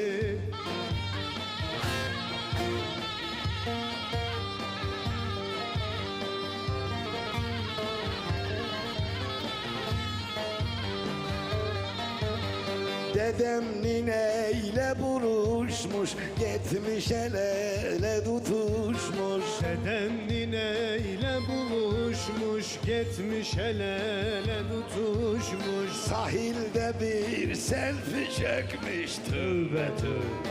Düğün gününü konuşmuş. Emirgan'da bir çay içmiş. Aynen öyle. Düğün gününü konuşmuş.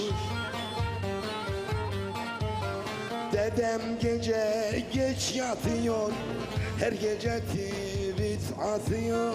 Dedem gece geç yatıyor, her gece tweet atıyor. İnternetten tek taş almış, tövbe tövbe. Koca karıyı şımartıyor. İnternetten tek taş almış. Allah Allah. Koca karıyı şımartıyor.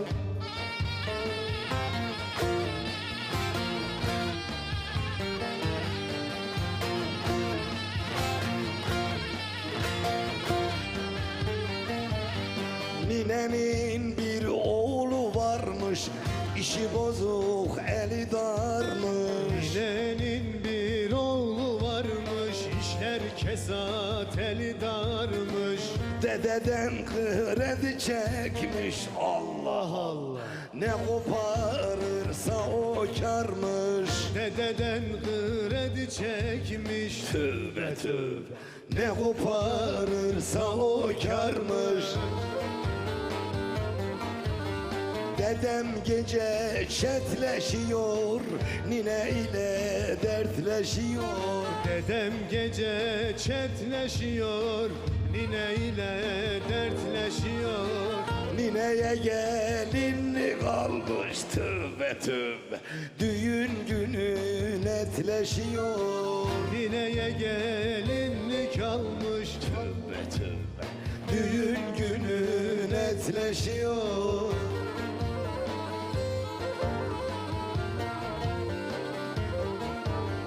Dedem gitmiş balayına, ilaç koymuşlar çayına. Dedem gitmiş balayına, ilaç koymuşlar çayına. Altınları uçtu gitti, Allah Allah. Dedem tozladı mayına. Paraları uçtu gitti, Allah Allah. Dedem tozladı mayına.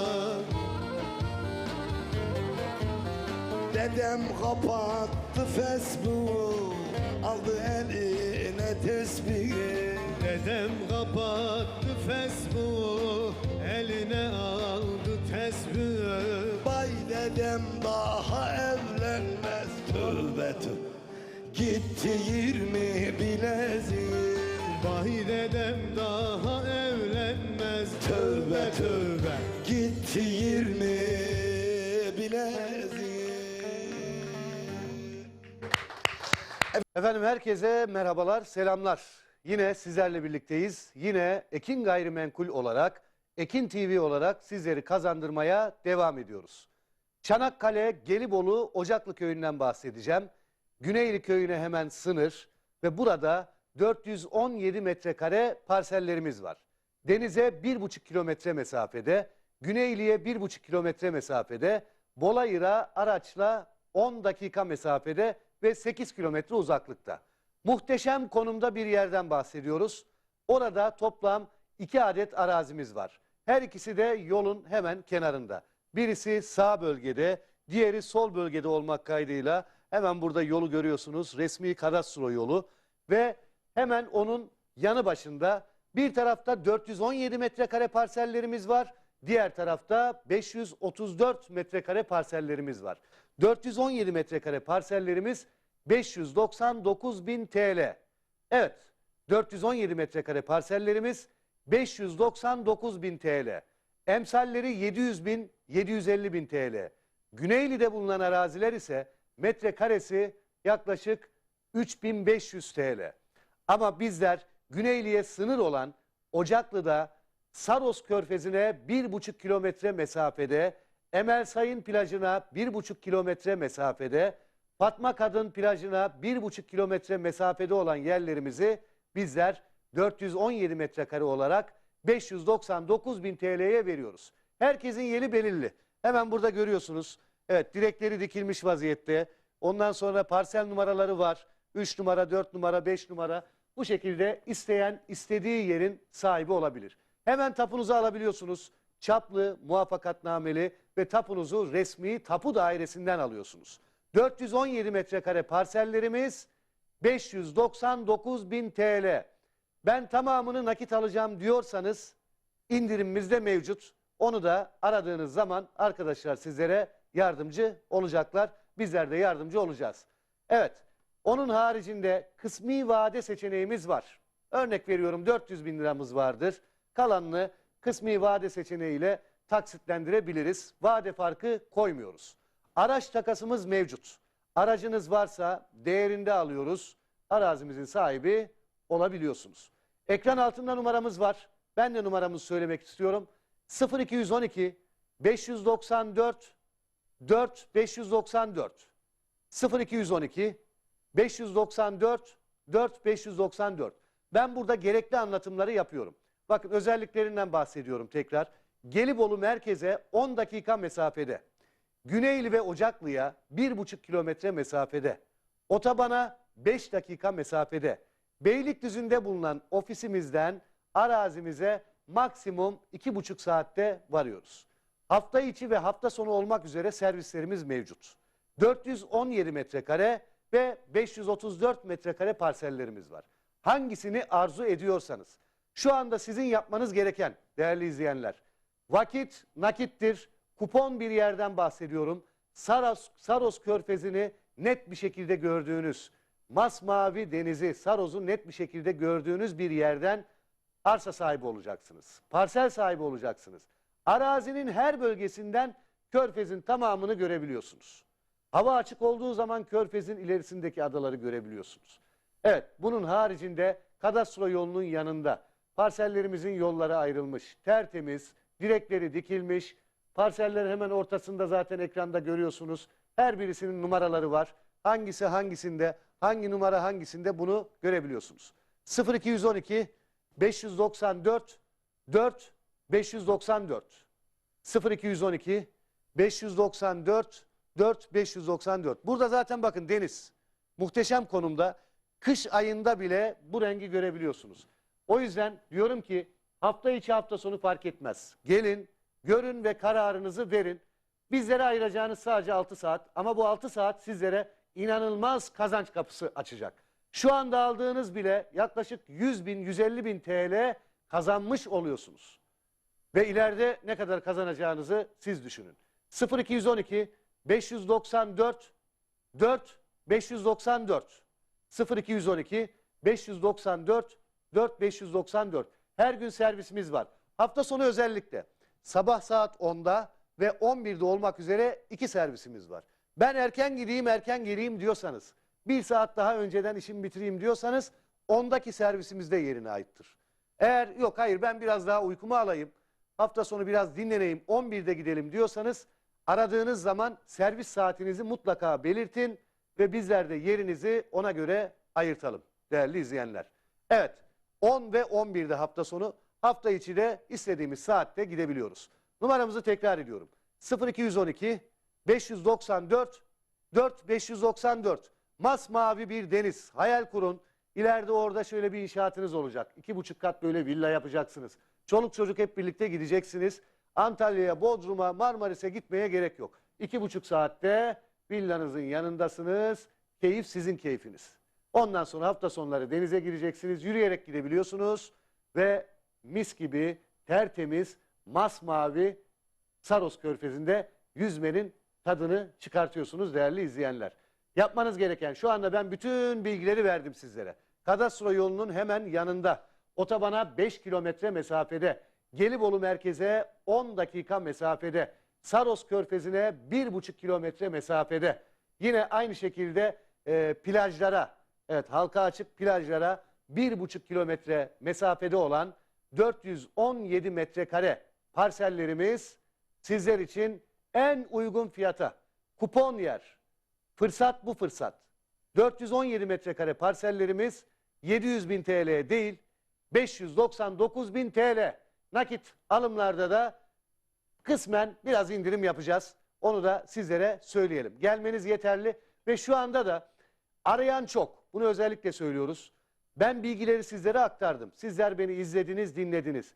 Niyetiniz var ise ben evet burayı almak istiyorum. Ama önce görmem lazım. Toprağa ayağımı basmam lazım diyorsanız hemen şimdi arayın. Yapmanız gereken isminizi, soy isminizi söylemek, hangi gün müsaitseniz, kaç kişi gelecekseniz o sayıyı bildirmek, bunun harici başka bir şeye gerek yok. Çünkü çok yoğun bir telefon trafiği var. Bilgileri evet sizlere aktarıyoruz. Takıldığınız nokta varsa tabii ki soracaksınız ama şu anda ben sizlerin soracağı her şeyin cevabını verdim değerli izleyenler. 7 metreden su sondajla çıkıyor. Bunu da özellikle söylemek istiyorum. Arzu edenler oraya bungalov ev koyabilirler. İşte güneş enerjisiyle elektrik ihtiyacını karşılayabilirler. Sondajla işte 7 metreden su çıkartabilirler. Gerçekten kafanızı dinleyebileceğiniz havadar, deniz manzaralı, Saros Körfezi manzaralı müthiş bir yerden bahsediyorum. Arazinin neresine geçerseniz geçin. Kuş bakışı olarak deniz, körfez ayaklarınızın altında. O bile sizlere huzur verecek. O zaman fazla beklemeyin. Yerlerimiz sınırlı sayıda, hızlı bir şekilde tükeniyor. Bu gerçekten kupon bir yer, uygun bir yer. Bakın gördünüz mü? Numaraları gördünüz herhalde. 4 numarayı gördüm biraz önce. Hemen burada 5 numara. Bunlar her arazinin ortasında, bunların hepsi numaralar var. Evet, çevirelim arkadaşlar. Bakın burada geçtikçe 6 numara devam ediyoruz. Sonrasında yine 7 numara, hemen üstünde 8 numara vesaire vesaire. Evet, herkesin yeri belli. Tapunuzu alıyorsunuz, muvaffakatnamenizi alıyorsunuz ve çapınızı teslim alıyorsunuz. Bu kadar. Ondan sonra etrafını mı çevirirsiniz, bungalov ev mi koyarsınız, ahşap bir ev mi koyarsınız, hobi bahçesi mi yaparsınız, konteyner mi koyarsınız, tamamen sizde. Veya dersiniz ki ya ben aldım buradan kazanç elde edeceğim, beklesin bakalım dersiniz. İddia ediyoruz, Ekin yönetimi olarak, Ekin grup olarak iddia ediyoruz değerli izleyenler. Bugün aldığınız 600.000 liralık yer seneye minimum 1 milyon. Minimum diyorum. 1,5 da olabilir. Çünkü her geçen gün arsaların, toprağın fiyatı artıyor. O yüzden bu fırsatı iyi değerlendirin. Tekrar söylüyorum. Evet, hatlarımız çok yoğun. Hatlarımız yoğun. Vakit, nakit. Vaktimizi iyi değerlendirelim. Sadece sizden ricam, bütün anlatımı yaptım. 417 metrekare, 599.000 lira. Kısmi vade seçeneğimiz var. Hemen kadastro yolunun yanında. Parsel yolları ayrılmış, direkleri dikilmiş. Herkesin yeri belli ve her parselin ortasında hangi numaraysa onun numarası da mevcut orada. Herkes yerini rahatlıkla görebilir ve kullanabilir. Ben tekrar numaramızı vereceğim. Tekrar söylüyorum. Sadece şunu yapın. İsminiz, soy isminiz. Telefon çaldı. Müşteri temsilcisi açtı telefonu. Ne yapacaksınız? Açtı Ekin Gayrimenkul, Ekin TV buyurun dedi. Hemen ne diyoruz? Efendim ben Emrah Binici, reklamlarda izledim, burayı beğendim, görüntülerini gördüm. Çok da güzel anlattınız, bu kadar güzel anlattınız keyifle, ben burayı görmek istiyorum. Hangi gün araçlarınızda yeriniz var diyorsunuz. Arkadaşlarımız hemen günlere bakıyor. Hangi gün müsaitse, sizin için de hangi gün müsaitse ortak bir şekilde kararlaştırılıyor. Size kaç kişi geleceğiniz soruluyor. Kişi sayısı önemli değil. Ailenizle birlikte gelebilirsiniz. Daha güzel. Hep birlikte karar verirsiniz. Yalnız karar vermemiş olursunuz. Sonrasında efendim o güne yerimizi ayırttırıyoruz. Ve o güne yerimizi ayırttıranlar. Bakın o güne sözleşiyoruz, mutlaka gelin. Çünkü siz gelmezseniz sizin nasibinizi başkası alır. Çünkü bir kere niyetlenmiş oluyorsunuz. O günü ne olursa olsun hastalık harici mutlaka bize vakit ayırın. Evet belki hani yol yoracaktır. Bize uzun gelmiyor. Biz Anadolu'ya gidiyoruz 10 saat. Burası 2,5 saat Gelibolu. Tertemiz hava alıyoruz. 2,5 saatte dönüş. Bakın mesela 11'de çıktığımızı düşünelim. 12, 1, 1,5'da oradayız. 1 saat orada kalıyoruz 2,5. Çıkıyoruz saat 5'te tekrar İstanbul'dayız. 11'de çıkarsak. 10'da çıkarsak saat 4'te buradayız. Yani onun için ayıracağınız bize 6 saat ama bu 6 saat size yeri gelecek binler, 6 binler, 60 binler, 600 binler kazandıracak, bunu unutmayın. Son kez numaramızı veriyorum. İsminiz, soy isminiz, hangi gün müsaitseniz onu söylüyorsunuz. 0212 594 4 594 0212 594 4 594 alacaklara, alanlara hayırlı uğurlu olsun. Allah utandırmasın. Görüşmek ümidiyle. Hoşça kalın.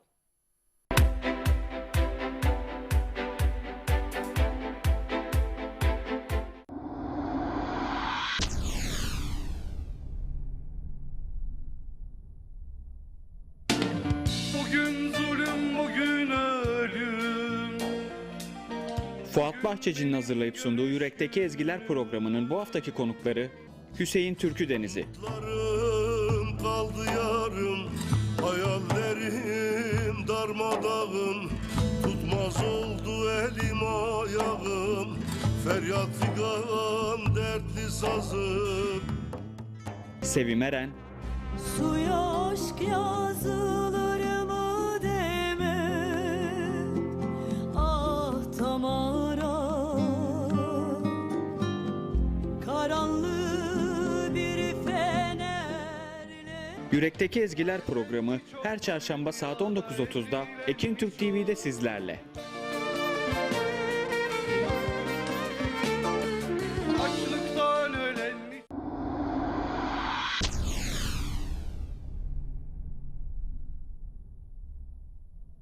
Kaşların karası nutkumu bağlar.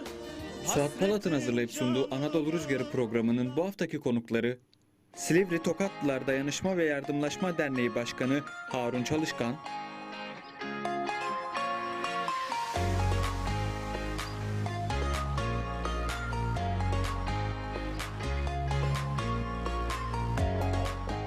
ve Hatice Kurtoğlu. Senle bir olamadım, sözlerin olduğumda, sözünde duramadın, gelmeyecek.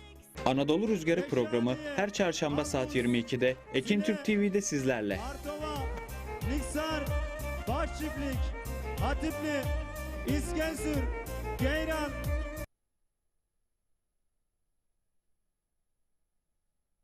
Artık sarılmaz yaranın tek sahibi. Benim neler çektiğimi Allah turnam ne gezersin, dedim başka yarın var mı? Söyledi yok yok. Sar gelin aman. Bu nasıl bir derttir, dermanı yoktur. Bahçe duvarından açtım bir gün, çıkıp gel uzak yollardan.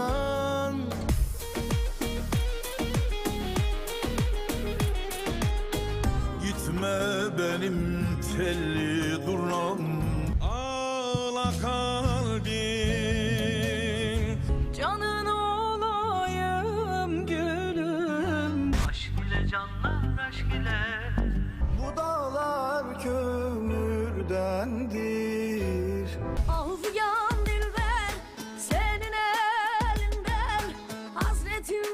Kliplerinizin tüm dünyada izlenme rekoru kırmasını ister misiniz? O zaman doğru kanaldasınız. Bilgi almak için 0212 485 3901 0212 485 3901.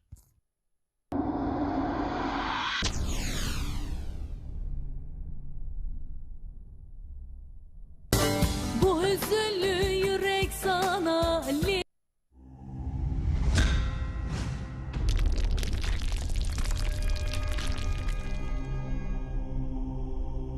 Bizi izlemeye devam edin. Emirhan Madencilik katkılarıyla Bay Show devam ediyor. Evet sevgili dostlar, son çeyrek saatimize girdik. İnanır mısınız nasıl geçti ben hiç anlamadım. Sizden bir türkü dinleyelim. Mesajlarımızı okuyamadık. Bugün mesajlar gelmiyor, gönderemiyoruz. Şöyle ben hemen şöyle okuyayım. Hüseyin Süleymanoğlu, sevgiler, selamlar olsun. Kocaeli'den Fadime Ertürk, Enver Demirhan, Aslanşah Torluk Mahallesi'nden Murat Yavuz, efendim İklim Acan, Malatya'dan Levent Güler, eser yazıyorum bana nasıl yardımcı olursunuz demişler. Arkadaşlar bununla ilgili sosyal medyadan çok SMS'ler alıyorum. Bende sandıklar dolusu şiir var. Başkasının eserine beste yapma şansım hiç yok. Yani şunu söyleyeyim, eser yapan adam zaten şiirini yazar. Siz onları kendiniz not edip tasdikleyin. Ondan sonra başka arkadaşlarımıza bırakın. Pes etmeyin. Biz de böyle yazarak başladık bu işlere. Yani pes etmeyin, yazın. Ama noter tasdiksiz şiirlerinizi bir başkasına vermeyin. Yine Alucra Medya, sevgili Yılmaz Kara bizleri izliyor. Selamlar olsun. Orhan Türk Yılmaz. İzmir'den Rıdvan Tevfik kardeşim. İzmir'de Müjgan'ı sevdiren kardeşim. Teşekkür ediyorum. Bu ara Müjgan derken Ege'nin tamamını sallıyoruz. Herkes kendine göre klip çekiyorlar, bizlere atıyorlar. Gerçekten böyle özellikle gençler böyle bir akım yürütüyorlar. İnanılmaz güzel klipler var. Bunların hepsini bize atabilirseniz biz onları böyle sayfamızda sizleri etiketleyip paylaşacağız. Evet, şimdi kızımızdan güzel bir türkü, sonrası veda ve gidiyoruz. Hadi bakalım.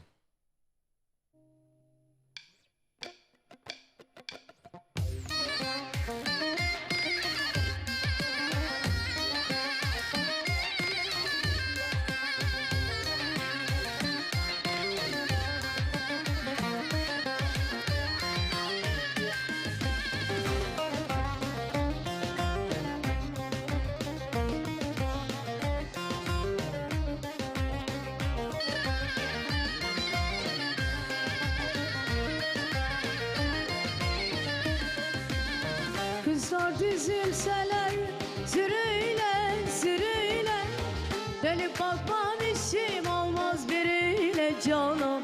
Çünkü yanıyor bir Sivaslı uğruna, eriyor ben yarimin yoluna.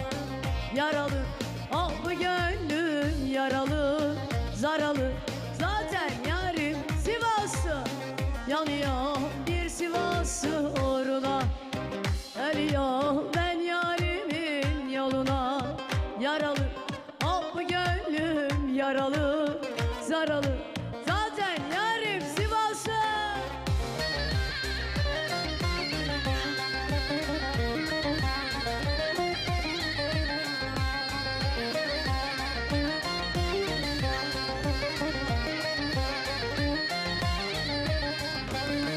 Ondan başkasına gönül tövbeli, tövbeli. İster ise olsun dünya güzeli canım. Çenge yanıyor bir Sivaslı uğruna, ölüyor ben yarimin yoluna. Yaralı ah bu gönlüm yaralı, zaralı zaten yarim Sivaslı. Yanıyor bir Sivaslı uğruna, ölüyor ben yarimin yoluna. Yaralı ah bu gönlüm yaralı, zaralı zaten yarim Sivaslı.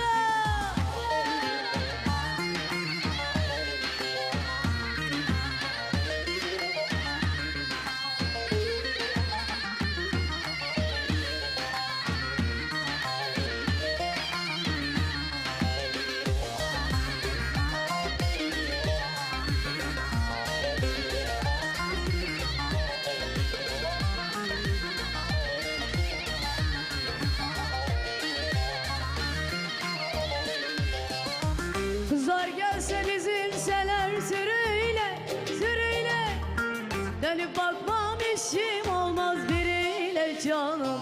Çünkü yanıyor bir Sivaslı uğruna.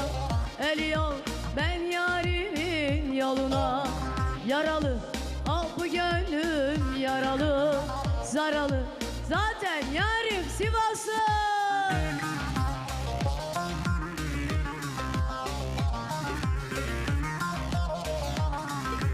Vay vay.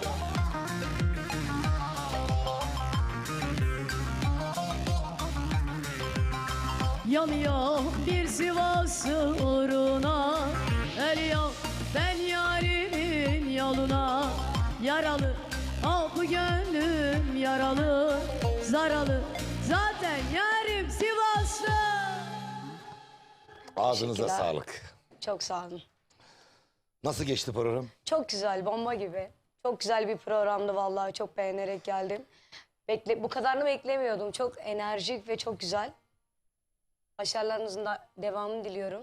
Her zaman böyle sizi gümbür gümbür görmek isteriz Çok ekranlarımızın teşekkür başında. ederim. İnşallah ömrümüz oldukça sağlığımız Allah size el sağlık verdikçe. versin, uzun ömürler versin. Bu arada da çok teşekkür ederim. Dedi ki 40 oldunuz mu Nurettin abi diyor. Yarısını söylüyor. Efendim çok teşekkür ederim. Ben Keyif teşekkür verdiniz. Bütün sevenlerinize, annenize, ailenize, babanıza, sizde emeği olanlara, eser verenlere, kitlenize, çalıştığınız mekanlara, mekan sahiplerine kucaklar dolusu selamlar olsun. Selam olsun. Efendim bu ara yine yanınızda gelen kardeşlerimiz var. Sevgili menajerime çok teşekkür ediyorum. Bu arada Selahattin Bayram, Ekin Grup Yönetim Kurulu Başkanım. Sana buradan sevgilerimi, selamlarımı gönderiyorum. Namı değer Üsük, Hüseyin Yıldırım'a teşekkür ediyorum. Efendim Emrah kardeşime, Emrah Bilgen'e, yine Cihat Bayram kardeşime çok çok teşekkür ediyorum. Sesçimize, yayında yapımda emeği geçen tüm arkadaşlarıma, kameramanıma, jimime, sevgili saz arkadaşlarım size çok çok teşekkür ediyorum. Bir kusurumuz varsa affola diyorum. SMS'ler göndermeye çalıştınız, gelenleri okudum. Gönderemeyenler için çok çok özür diliyoruz. Bu hafta bir sistematik bir hata olmuştur.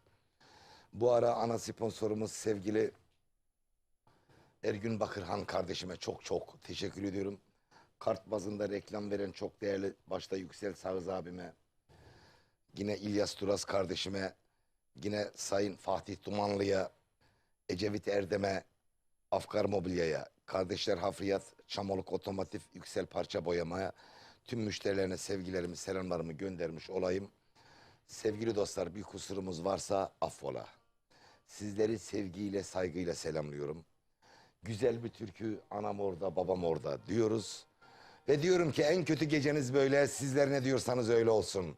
Gündüzünüz güneşsiz, geceniz aysız. Haftaya da ekranlarınız Nurettin Baysız olmasın. Allah'a ısmarladık.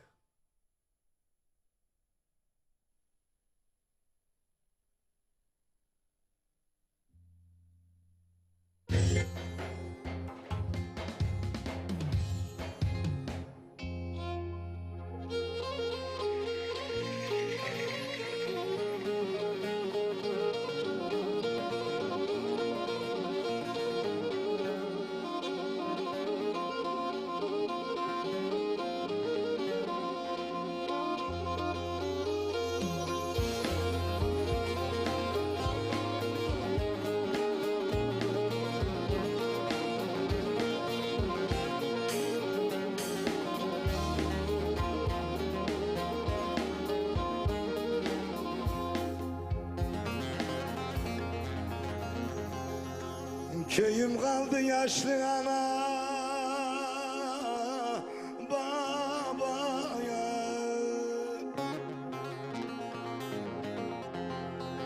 karnı yağmış yaylalara obaya.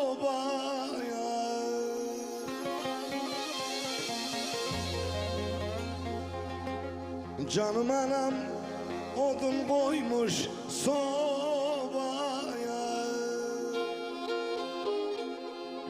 anam orada, babam orada, bacım orada, ben burada. Anam orada, babam orada, bacım orada, ben burada. Bu sene de bu bayramda gelemedim o yurda.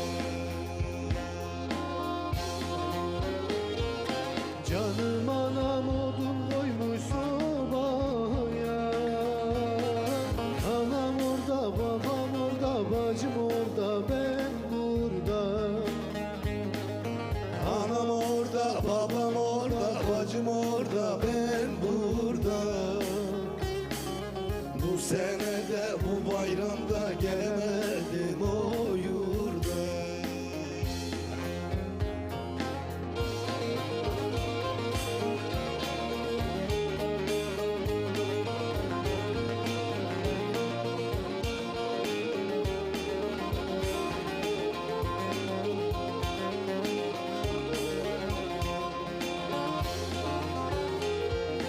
Gelin bacı eledim bu damı,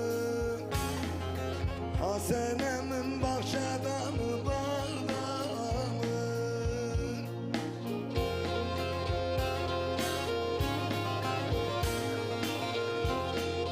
Canım anam yaylada mı dağda mı?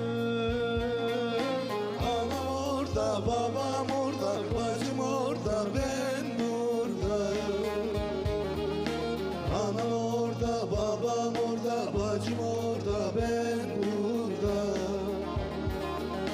Bu sene de bu bayramda gelemedim o yurda. Anam orada, babam orada, bacım orada, ben burada.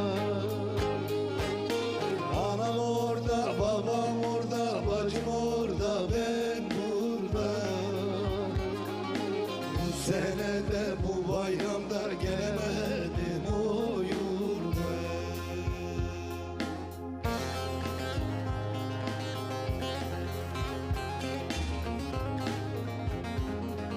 Nenem öldü, dedem oldu rahmetlik. Mezarına göndermedi gurbetlik. Bu yıl beni öldürecek hasretlik. Ah anam orada, babam orada, bacım orada, ben burada. Bu sene de bu bayramda gelemedim o yurda.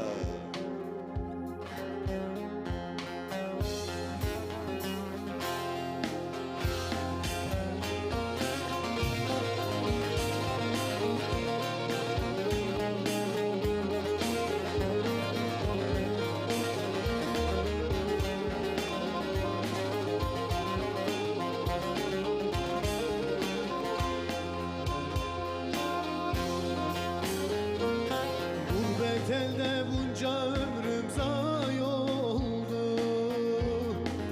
Ayrılıktan acı çeken vay oldu.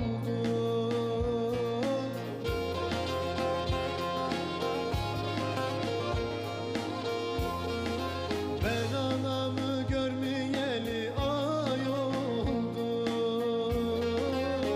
Ah anam orada, babam orada, bacım orada, ben burada. Oy oy.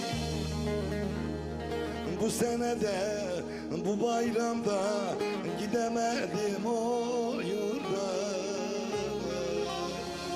Bu sene de bu bayramda gelemedim o